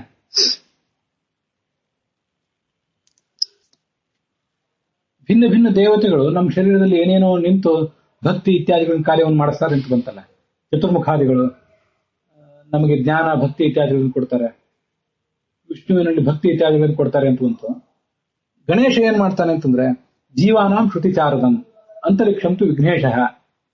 ಅಂತರಿಕ್ಷಕ್ಕೆ, ಆಕಾಶಕ್ಕೆ ಅಭಿಮಾನಿಯಾದಂತಹ ಗಣೇಶ ಜೀವಾನಾಂ ಶ್ರುತಿಚಾರದಂ, ಈ ವೇದ ವಾಕ್ಯಗಳ ಶ್ರವಣ ಇದೆಲ್ಲ ನಮ್ಗಾಗುವಂತೆ ಮಾಡುವನು ಅವನೇ. ಆಕಾಶದ ಮೂಲಕವೇ ಶಬ್ದಗಳ ಸಂಚಾರ ಆಗಬೇಕು. ಆ ಶಬ್ದಗಳ ಸಂಚಾರ ಶಾಸ್ತ್ರಗಳ ವರ್ಣರೂಪವಾದ ಶಾಸ್ತ್ರಗಳ ಅವುಗಳ ಪ್ರವಚನ ಇತ್ಯಾದಿಗಳು ನಡೀತಾ ಇದ್ರೆ ಅದೆಲ್ಲವೂ ಕೂಡ ಆಕಾಶದ ಮೂಲಕವೇ ನಮಗೆ ಬರಬೇಕು. ಜೀವಾನಾಂ ಶ್ರುತಿ ಚಾರದಂ ಅಂತ. ಶ್ರುತಿ ಚಾರ, ಶ್ರುತಿ ಅಂದ್ರೆ ಶಾಸ್ತ್ರಗಳು, ಅವುಗಳ ಚಾರ ಅಂದ್ರೆ ಸಂಚಾರ. ಅಲ್ಲಿಂದ ಇಲ್ಲಿಗೆ ಬರ್ಬೇಕಲ್ಲ ನಮ್ಮ ಹತ್ರ, ನಮ್ಮ ಕಿವಿ ತನಕ ಬಂದು ತಲುಪಬೇಕಲ್ಲ. ಶ್ರುತಿ ಚಾರದಂ ಅಂತರಿಕ್ಷಂತು ವಿಘ್ನೇಶ ಅಂತಿದೆ. ಮುಂದೆ ಸೂರ್ಯಸ್ತತ್ಕರ್ಮ ಸಿದ್ಧಯೇ ಭೂತಾನಾಂ ಜ್ಯೋತಿಷೋ ದ್ಯಾತ. ಸೂರ್ಯ ಈ ನಮಗೆಲ್ಲ ಕೆಲಸಗಳು ನಡೀಬೇಕಾದ್ರೆ ಅದಕ್ಕೆ ಬೇಕಾದ ಬೆಳಕು ಕೊಡುವವನು ಅಂತ ಮುಂದೆ ವಿವರಣೆ ಇದೆ. ಗಣೇಶ ಚತುರ್ಥಿ ದಿವಸ ಒಬ್ಬೊಬ್ಬ ದೇವತೆಗಳು ಭಿನ್ನ ಭಿನ್ನ ಕಾರ್ಯಗಳನ್ನು ಮಾಡ್ತಾರೆ ಅಂತ ಇಲ್ಲಿ ಏನ್ ಬಂತಲ್ಲ. ತ್ವೇರಿತ ಸದನ್ಯೇತು ಪ್ರಿಯ ದ್ವೇಷಾಧಿಕಾರಿಣ, ಅನೇಕ ಕೆಲಸಗಳನ್ನು ನಮ್ಮ ಕಡೆಯಿಂದ ಮಾಡಿಸ್ತಾರೆ ಅಂತೆಲ್ಲ ಬಂತಲ್ಲ. ಅದ್ರಲ್ಲಿ ಗಣೇಶ ಏನ್ ಮಾಡಿಸ್ತಾನೆ ಅಂತಂದ್ರೆ ಅವನು ನಮಗೆ ವೇದ ವಾಕ್ಯಗಳ ಶ್ರವಣ ಇತ್ಯಾದಿಗಳಾಗಿ ಆ ಶ್ರವಣಕ್ಕೆ ಬೇಕಾದ ಅನುಕೂಲವನ್ನು ಮಾಡಿಕೊಡುವವನು ಅವನು. ಅಂತರಿಕ್ಷಂತು ವಿಘ್ನೇಶ ಅಂತ. ಇದನ್ನೆಲ್ಲ ತಿಳ್ಕೊಂಡವನು ಭಾಗವತೋತ್ತಮ ಅಂತ ಕರೆಸ್ಕೋತಾನೆ.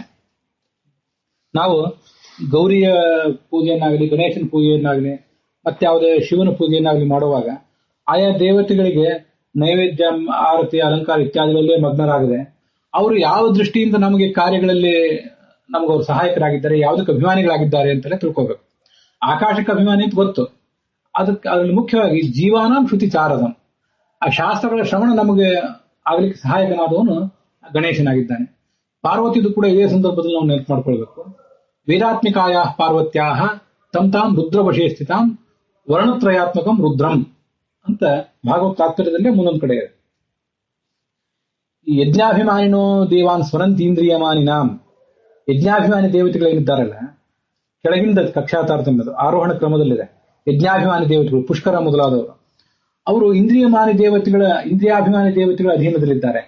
ಇಂದ್ರಿಯಾಭಿಮಾನಿ ದೇವತೆಗಳು ಅಂದ್ರೆ 18ನೇ ಕಕ್ಷಾದಲ್ಲಿದ್ದವರು ಅನೇಕ ಜನ ಇಂದ್ರಿಯಾಭಿಮಾನಿಗಳು, ಮತ್ತೆ ಕೆಲವು ತತ್ವಾಭಿಮಾನಿಗಳು, ಆಕಾಶದ ಅಭಿಮಾನಿಯಾದಂತಹ ಗಣೇಶ ಮೊದಲಾದವರು.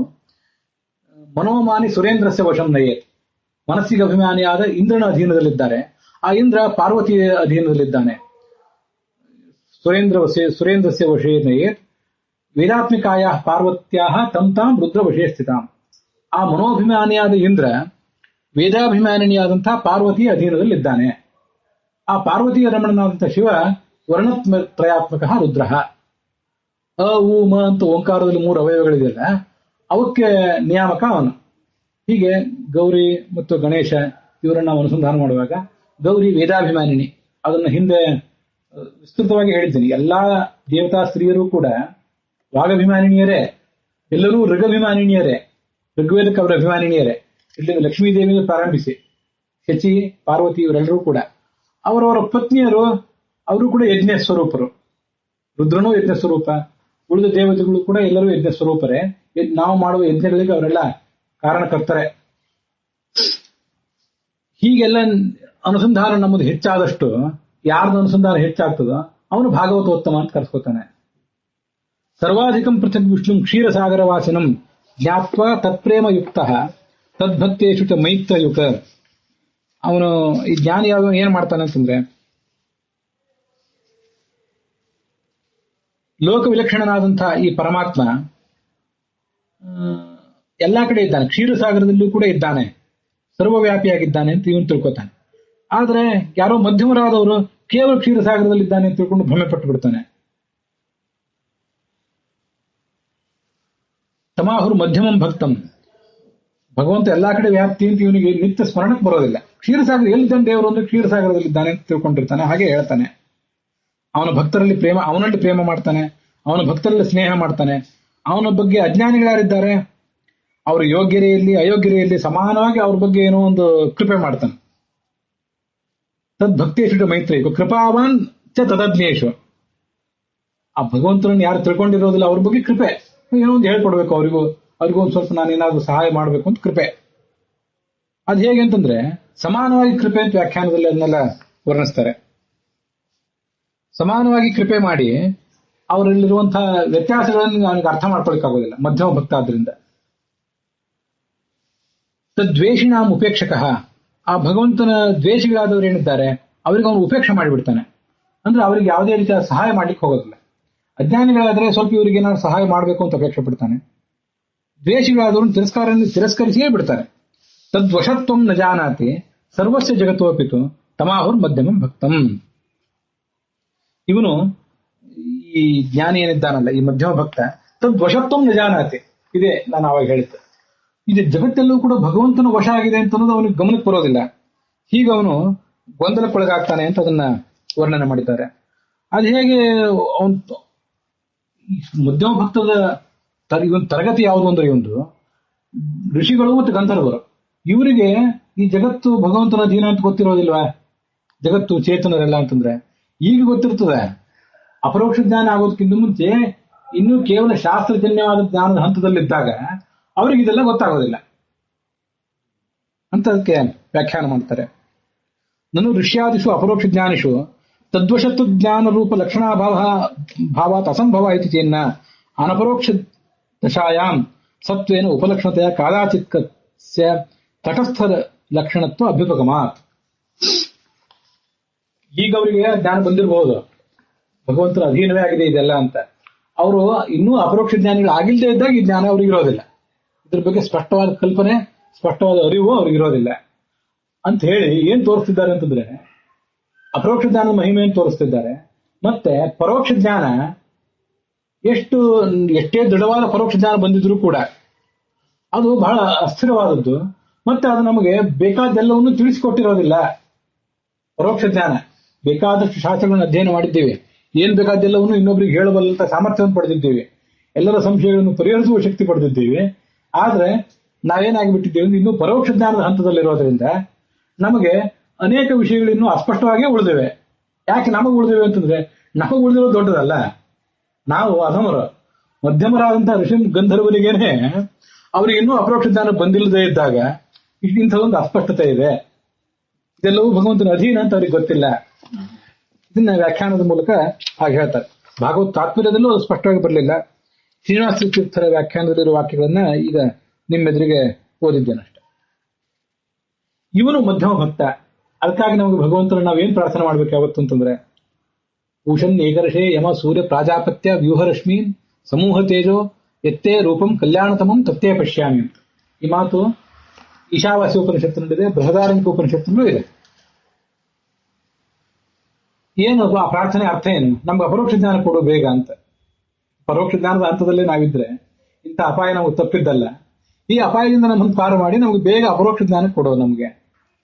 ಭೂಷಣ್ ಶಬ್ದ ವಾಚನೆ, ಏಕರ್ಷೆ ಶಬ್ದ ವಾಚನೆ, ಅದೆಲ್ಲ ಹೀಗೆ ಬೇಡ.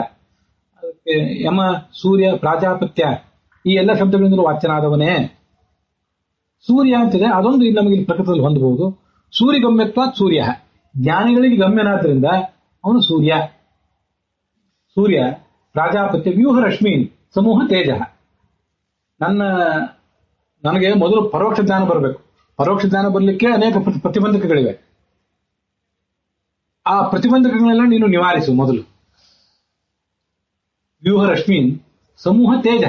ಆಮೇಲೆ ನನ್ನ ಅಪರೋಕ್ಷ ಜ್ಞಾನ ಬರಲಿಕ್ಕೂ ಮತ್ತಷ್ಟು ಪ್ರತಿಬಂಧಕಗಳಿವೆ. ಪರೋಕ್ಷ ಜ್ಞಾನ ಬರಲಿಕ್ಕೆ ಬೇಕಾದ ಪ್ರತಿಬಂಧಕಗಳೆಲ್ಲ ನಿವಾರಿಸಿ, ಅಪರೋಕ್ಷ ಜ್ಞಾನಕ್ಕೆ ಬರುವ ವಿಘ್ನಗಳನ್ನೂ ನಿವಾರಿಸಿ, ನನಗೆ ನೀನು ನಿನ್ನ ಅತ್ಯಂತ ಕಲ್ಯಾಣಕರವಾದ ರೂಪವನ್ನು ತೋರಿಸು ಅಂತ ಅಲ್ಲಿ ಪ್ರಾರ್ಥನೆ ಇದೆ. ಸಮೂಹ ತೇಜೋ ಎತ್ತೇ ರೂಪಂ ಕಲ್ಯಾಣತಮಂ ತತ್ತೇ ಪಶ್ಯಾಮಿ. ನಿನ್ನ ಅನುಗ್ರಹದಿಂದ ಎತ್ತೇ ರೂಪಂ ಕಲ್ಯಾಣತಮಂ ತತ್ತೇ ಪಶ್ಯಾಮಿ. ಆ ವಾಕ್ಯ ಗಮನಿಸಬೇಕು. ನಿನ್ನ ಕಲ್ಯಾಣಕರವಾದ ರೂಪ ಏನಿದೆ, ತೇ ಅಂದ್ರೆ ನಿನ್ನದು, ಅದನ್ನ ಎತ್ತೇ ರೂಪಂ ಕಲ್ಯಾಣತಮಂ ತತ್ ತೇ ಪಶ್ಯಾಮಿ ಅಂತ. ತೇ ಅಂದ್ರೆ ನಿನ್ನ ಅಂತ ಎರಡು ಸರಿ ಇದೆ. ಅದೇನು ನಿನ್ನ ಅಂತ ಎರಡು ಸರಿ ಯಾಕೆ ಅದು ಅಂತಂದ್ರೆ, ನಿನ್ನ ಕಲ್ಯಾಣಕರವಾದ ರೂಪವನ್ನ ನಿನ್ನ ಅನುಗ್ರಹದಿಂದಲೇ ನಾನು ನೋಡ್ಬೇಕು. ಇಲ್ಲದೇ ಇದ್ರೆ ಅದು ಕೂಡ ಆಗೋ ಕೆಲಸ ಅಲ್ಲ. ಇಷ್ಟನ್ನು ತೋರಿಸು, ಪರೋಕ್ಷ ಜ್ಞಾನಕ್ಕೆ ಅಪರೋಕ್ಷ ಜ್ಞಾನಕ್ಕೆ ಇರುವ ವಿಘ್ನಗಳನ್ನೆಲ್ಲ ಪರಿಹರಿಸು ಅಂತ ಭಗವಂತನ ಪ್ರಾರ್ಥನೆ ಮಾಡಬೇಕು. ಹಾಗೆ ಪ್ರಾರ್ಥನೆ ಮಾಡುವಾಗ ನಮಗಿರುವ ಅಪರೋಕ್ಷ ಜ್ಞಾನದ ಬಗ್ಗೆ ನಮಗೆ ಯಾವತ್ತೂ ಅಹಂಕಾರ ಇರಬಾರದು. ಅದು ಹಿಂದಿನ ಶ್ಲೋಕದಲ್ಲಿ ಬಂದಾಗಿದೆ. ಅಪರೋಕ್ಷ ಜ್ಞಾನ ಎಷ್ಟು ಅಪಾಯ, ಪರೋಕ್ಷ ಜ್ಞಾನದ ಹಂತದಲ್ಲಿ ಮನುಷ್ಯ ಎಷ್ಟು ಅಪಾಯಕ್ಕೆ, ಎಷ್ಟು ಅಸ್ಥಿರತೆಗೆ ಇನ್ನೂ ಕೂಡ ಬಲಿಯಾಗಿರ್ತಾನೆ. ಯಾವುದೇ ಅಸ್ಥಿರತೆ, ಯಾವುದೇ ಸಮಸ್ಯೆ ಅವನನ್ನ ಘಾಸಿಗೆ ಈಡು ಮಾಡಬಹುದು ಅನ್ನೋ ಎಚ್ಚರ ಬೇಕು. ಇವನು ಮಧ್ಯಮ ಭಕ್ತ. ಇನ್ನು ಅಧಮ ಭಕ್ತ ಏನ್ ಮಾಡ್ತಾನೆ ಅಂತಂದ್ರೆ, ಅರ್ಚಾಯಾಮೇವ ಸಂಸ್ಥಿತಂ. ಪ್ರತಿಮೆಗಳಲ್ಲಿ ಮಾತ್ರ ಭಗವಂತ ಇದ್ದಾನೆ ತಿಳ್ಕೊಂಡ್ಬಿಟ್ಟಿರ್ತಾರೆ. ಬೇರೆ ಕಡೆಯಲ್ಲೇ ಇದ್ದದ್ದು ಅವ್ರಿಗೆ ಗಮನಕ್ಕೆ ಬರೋದಿಲ್ಲ. ವಿಷ್ಣು ಜ್ಞಾತ್ವ ತದನ್ಯತ್ರ ನೈವ ಜಾನಾತಿ ಯಃ ಪುಮಾನ್. ಪ್ರತಿಮೆಗಳ ಹೊರತಾಗಿ ಅವರಿಗೆ ಭಗವಂತನ ಅಸ್ತಿತ್ವ ಕಾಣಿಸೋದಿಲ್ಲ. ಅವರಲ್ಲಿ ಈ ಅಧಮರು ಅಂತಿದ್ದಾರಲ್ಲ, ಈ ಉತ್ತಮರಲ್ಲೂ 3 ಪ್ರಕಾರಗಳಿರ್ತವೆ. ಅದನ್ನ ಇಲ್ಲಿ ಶಾಸ್ತ್ರದಲ್ಲಿ ಹೇಳಲಿಲ್ಲ. ಮಧ್ಯಮರಲ್ಲೂ 3 ಪ್ರಕಾರ ಇರ್ತದೆ. ಹಾಗೆ ಅಧಮರಲ್ಲಿಯೂ ಕೂಡ 3 ಪ್ರಕಾರಗಳಿವೆ. ಅದನ್ನ ಮಾತ್ರ ಇಲ್ಲಿ ಸ್ವಲ್ಪ ವಿವರಿಸಿ ಹೇಳ್ತಾರೆ. ಅದನ್ನೆಲ್ಲ ಈ ವ್ಯಾಖ್ಯಾನಗಳ ಮೂಲಕ ನಾವು ತಿಳ್ಕೊಳ್ಬಹುದು. ವಿಷ್ಣು ಜ್ಞಾತ್ವ ತದನ್ಯತ್ರ ನೈವ ಜಾನಾತಿ ಯಃ ಪುಮಾನ್ ತಾರತಮ್ಯಂ ಚ ತದ್ಭಕ್ತೆ ನ ಜಾನಾತಿ ಕಥಂಚನ. ಈ ಅಧಮರಲ್ಲಿಯೂ ಅಧಮರು ಅಂತ ಇರ್ತಾರಲ್ಲ, ಅವರು ದೇವತೆಗಳನ್ನೆಲ್ಲ ನಂಬ್ತಾರೆ. ಯಾವ್ಯಾವುದೋ ದೇವತೆಗಳಿದ್ದಾರೆ, ಹಾಗಿದ್ದಾರೆ ಹೀಗಿದ್ದಾರೆ ಅಂತೆಲ್ಲ ಗೊತ್ತವರಿಗೆ. ಆದ್ರೆ ಆ ತಾರತಮ್ಯವನ್ನ ಅವ್ರ ಗಮನಕ್ಕೆ ತಂದುಕೊಳ್ಳೋದಿಲ್ಲ. ಆ ದೇವತೆಗಳಿಗಿರ್ಬಹುದಾದಂತ ಕಕ್ಷಾ ತಾರತಮ್ಯವನ್ನ ಅವ್ರ ಗಮನಕ್ಕೆ ತಂದುಕೊಳ್ಳೋದಿಲ್ಲ. ತಾರತಮ್ಯ ಅಂತ ತದ್ಭಕ್ತೆ, ಭಗವಂತನ ಭಕ್ತ ಗಣ ಏನಿದೆ ಅದನ್ನ ಅವ್ರ ಗಮನಕ್ಕೆ ತಂದುಕೊಳ್ಳೋದಿಲ್ಲ. ಇಲ್ಲಿ ಅತ್ರ ಅಧಮ ಭಕ್ತಾ ತ್ರಿವಿಧಾ. ಶ್ರೀನಿವಾಸ ವ್ಯಾಖ್ಯಾನ. ಅಧಮಾಧಮಾಹ, ಅಧಮ ಮಧ್ಯಮಾಹ, ಅಧಮ ಉತ್ತಮಾಸ್ಯ. ಅಧಮರಲ್ಲೇ ಅಧಮಾಧಮರು ಅಂತ ಕೆಲವರು, ಅಧಮ ಮಧ್ಯಮರು ಅಂತ ಕೆಲವರು, ಅಧಮೋತ್ತಮರು ಅಂತ ಕೆಲವರು. ತತ್ರ ಆದ್ಯಂ ಲಕ್ಷಯತಿ. ಅಧಮಾಧಮರ ಬಗ್ಗೆನೇ ನಾವೀಗ ಕೇಳ್ತಿರೋ. ಅವರಿಗೆ ತಾರತಮ್ಯದ ಎಚ್ಚರವಿಲ್ಲ. ಅವರು ತಿರಸ್ಕಾರ ಮಾಡ್ತಾರೆ. ಇವರಿಗೆ ಈ 3 ನಾವು ಇದನ್ನ ಸ್ವಲ್ಪ ಗಮನಿಸ್ಬೇಕು. ಸ್ವಲ್ಪ ಇದು ವಿಚಿತ್ರವಾಗಿ ಕಾಣಿಸಬಹುದು ನಮ್ಗೆ. ಉತ್ತಮರು, ಮಧ್ಯಮರು, ಅಧಮರು ಅಂತ ಏನಿದೆ ಅವರಲ್ಲಿ ವ್ಯತ್ಯಾಸ ಸ್ವಲ್ಪ ಸ್ಪಷ್ಟವಾಗಿ ತಿಳಿಯುತ್ತದೆ. ನೀವು ಅವರಲ್ಲೇ ಮತ್ತೆ ವರ್ಗೀಕರಣ ಮಾಡ್ತಾ ಹೋದ್ರೆ ಅವರಲ್ಲಿರುವ ಅಂತರ ಬಹಳ ಸೂಕ್ಷ್ಮವಾಗಿರ್ತದೆ. ಅದಕ್ಕೆ ಇವೆಲ್ಲ ಏನು ಲಕ್ಷಣಗಳನ್ನು ಹೇಳ್ತಿದ್ದಾರೆ, ಈ ಲಕ್ಷಣಗಳು ಅಲ್ಪ ಸ್ವಲ್ಪ ವ್ಯತ್ಯಾಸಗಳಿಂದ ಮಾತ್ರ ಕೂಡ ಇರ್ತದೆ. ಅದನ್ನು ನಾವು ಗಮನಿಸಿ ತಿಳ್ಕೊಳ್ಬೇಕು. ಅದು ದೇವತೆಗಳ ಭಗವಂತನ ಭಕ್ತರೇನಿದ್ದಾರೆ ಅವರಲ್ಲಿ ತಾರತಮ್ಯವನ್ನು ಇವರು ಗಮನಿಸೋದಿಲ್ಲ. ತಾವೇ ಉತ್ತಮ ಭಕ್ತರು ಅಂತ ತಿಳ್ಕೊಂಡು ಉಳಿದವ್ರನ್ನೆಲ್ಲ ಅವಮಾನಿಸ್ತಾ ಇರ್ತಾರೆ. ಉಳಿದವ್ರನ್ನ ಅವಮಾನಿಸಿ ಬಿಡ್ತಾರೆ. ಬೇಕಾಷ್ಟು ಸಜ್ಜನರಾಗಿರ್ತಾರೆ, ಭಗವಂತನ ಭಕ್ತರೇ ಆಗಿರ್ತಾರೆ. ಆದ್ರೆ ಈ ಹಂತದಲ್ಲಿ ಅವ್ರಿಗಿರುವ ಸಾಧನೆ ಈ ಹಂತದಲ್ಲಿ ನಾನಾ ಜನರನ್ನೆಲ್ಲ ಅವಮಾನಿಸಿ ಬಿಡ್ತಾರೆ. ಈಗ ನಾವೆಲ್ಲ ಏನು ಅಂತ ನಾವು ಶಾಸ್ತ್ರ ನಮ್ಗೆ ಹೇಳಲಿಲ್ಲ, ನಾವೇ ತಿಳ್ಕೊಂಡ್ಬಿಡ್ಬೇಕಷ್ಟೆ. ಮತ್ತೆ ಅಧಮ ಭಕ್ತರಲ್ಲಿ ಮಧ್ಯಮರು ಏನಿರ್ತಾರಲ್ಲ ಅವ್ರ ಬಗ್ಗೆ ಇನ್ನು ಮುಂದೆ ಹೇಳ್ತಾರೆ. ದ್ವಿತೀಯಂ ಲಕ್ಷಯತಿ ಉಪೇಕ್ಷಕೋಪೀತಿ ಉಪೇಕ್ಷಕೋ ವಾಪಿತೇಶು ನಸ್ಮರೇದ್ ಅಥವಾಪಿ ತಾನ್. ಈ ಭಾಗವತ ಶಾಸ್ತ್ರದಲ್ಲಿ ಎಲ್ಲಿಯೂ ಕೂಡ ಇದು ಅವ್ರದ್ದು ಇದು ಇವ್ರದ್ದು ಅಂತ ಪ್ರತ್ಯೇಕಿಸಿ ಹೇಳಲಿಲ್ಲ. ಅದು ವ್ಯಾಖ್ಯಾನದ ವಿವರಣೆ ಅಷ್ಟೇ. ಅಧಮ ಭಕ್ತರಲ್ಲಿ ಈ ಮಧ್ಯಮರಿದ್ದಾರಲ್ಲ ಅವ್ರೇನ್ ಮಾಡ್ತಾರೆ ಅಂದ್ರೆ ದೇವತೆಗಳನ್ನು ಉಪೇಕ್ಷಿಸ್ತಾರೆ. ತಾರತಮ್ಯ ಇದೆ ಇಲ್ವೋ ಅದ್ರ ಬಗ್ಗೆ ಅವ್ರು ಗಮನ ಕೊಟ್ಟಿರೋದಿಲ್ಲ. ಹಿಂದಿನವರು ತಾರತಮ್ಯವನ್ನು ಒಪ್ಪೋದೇ ಇಲ್ಲ ಅಂತ ಬಂತು. ಇವರು ತಾರತಮ್ಯ ಇರ್ಬೋದು, ಅದು ಇರ್ಬೋದು ಅಂತಕೊಂಡು ನಾನೇನ್ ಮಾಡ್ಬೇಕು, ನಾನು ದೇವ್ರು ಸಾಕು ಅಂತಾರೆ. ನಾನಾ ಥರದ ಉಡಾಫೆ ಮಾತುಗಳನ್ನ ಆಡ್ತಾರೆ. ದೇವತೆಗಳ ಅಂತರಂಗ ಭಕ್ತರು ತಾವು ಅನ್ನೋ ತರ ಪೋಸ್ ಕೊಟ್ಕೋತಾರೆ. ಇವ್ರು ಯಾರಿಗೋ ಈ ಉಳಿದು ದೇವತೆಗಳೇನಿದ್ದಾರಲ್ಲ ಅವರಲ್ಲಿ ಇರ್ಬೋದ್ರೆ 100 ಜನ, ಅವರಿಂದ ನನ್ಗೆ ಆಗ್ಬೇಕಾಗಿದೆ ಏನಿದೆ ಅಂತ ಹೀಗೆಲ್ಲ ಮಾತಾಡುವ ಜನ ಇರ್ತಾರೆ. ತಾರತಮ್ಯವನ್ನೇ ಒಪ್ಪದೆ ಹೋದ್ರೆ ಅಧಮಾಧಮರು. ಇರಬಹುದು ತಾರತಮ್ಯ, ಆದ್ರೂ ಕೂಡ ಅವರನ್ನ ನಿರ್ಲಕ್ಷಿಸಿದ್ರೆ ಅವರನ್ನೇನು ಕರಿಬೇಕು, ಮಧ್ಯಮರು ಅಂತ ಕರಿಬೇಕು. ಅಧಮ ಮಧ್ಯಮರು ಅಂತ. ಉಪೇಕ್ಷಕೋ ವಾಪಿತೇಶು ನಸ್ಮರೇದ್ ಅಥವಾಪಿ ತಾನ್. ಮಾನುಷೇಷು ಯಥಾ ಕಶ್ಚಿತ್ ಕಿಂಚಿತ್ ಉಚ್ಚ ಪ್ರದೃಶ್ಯತೆ ಏವಮೇವ ಉಚ್ಯತಾಂ ವಿಷ್ಣು ಅಲ್ಪಾಂ ಪಶ್ಯಂತಿ ಚಾನ್ಯತಃ.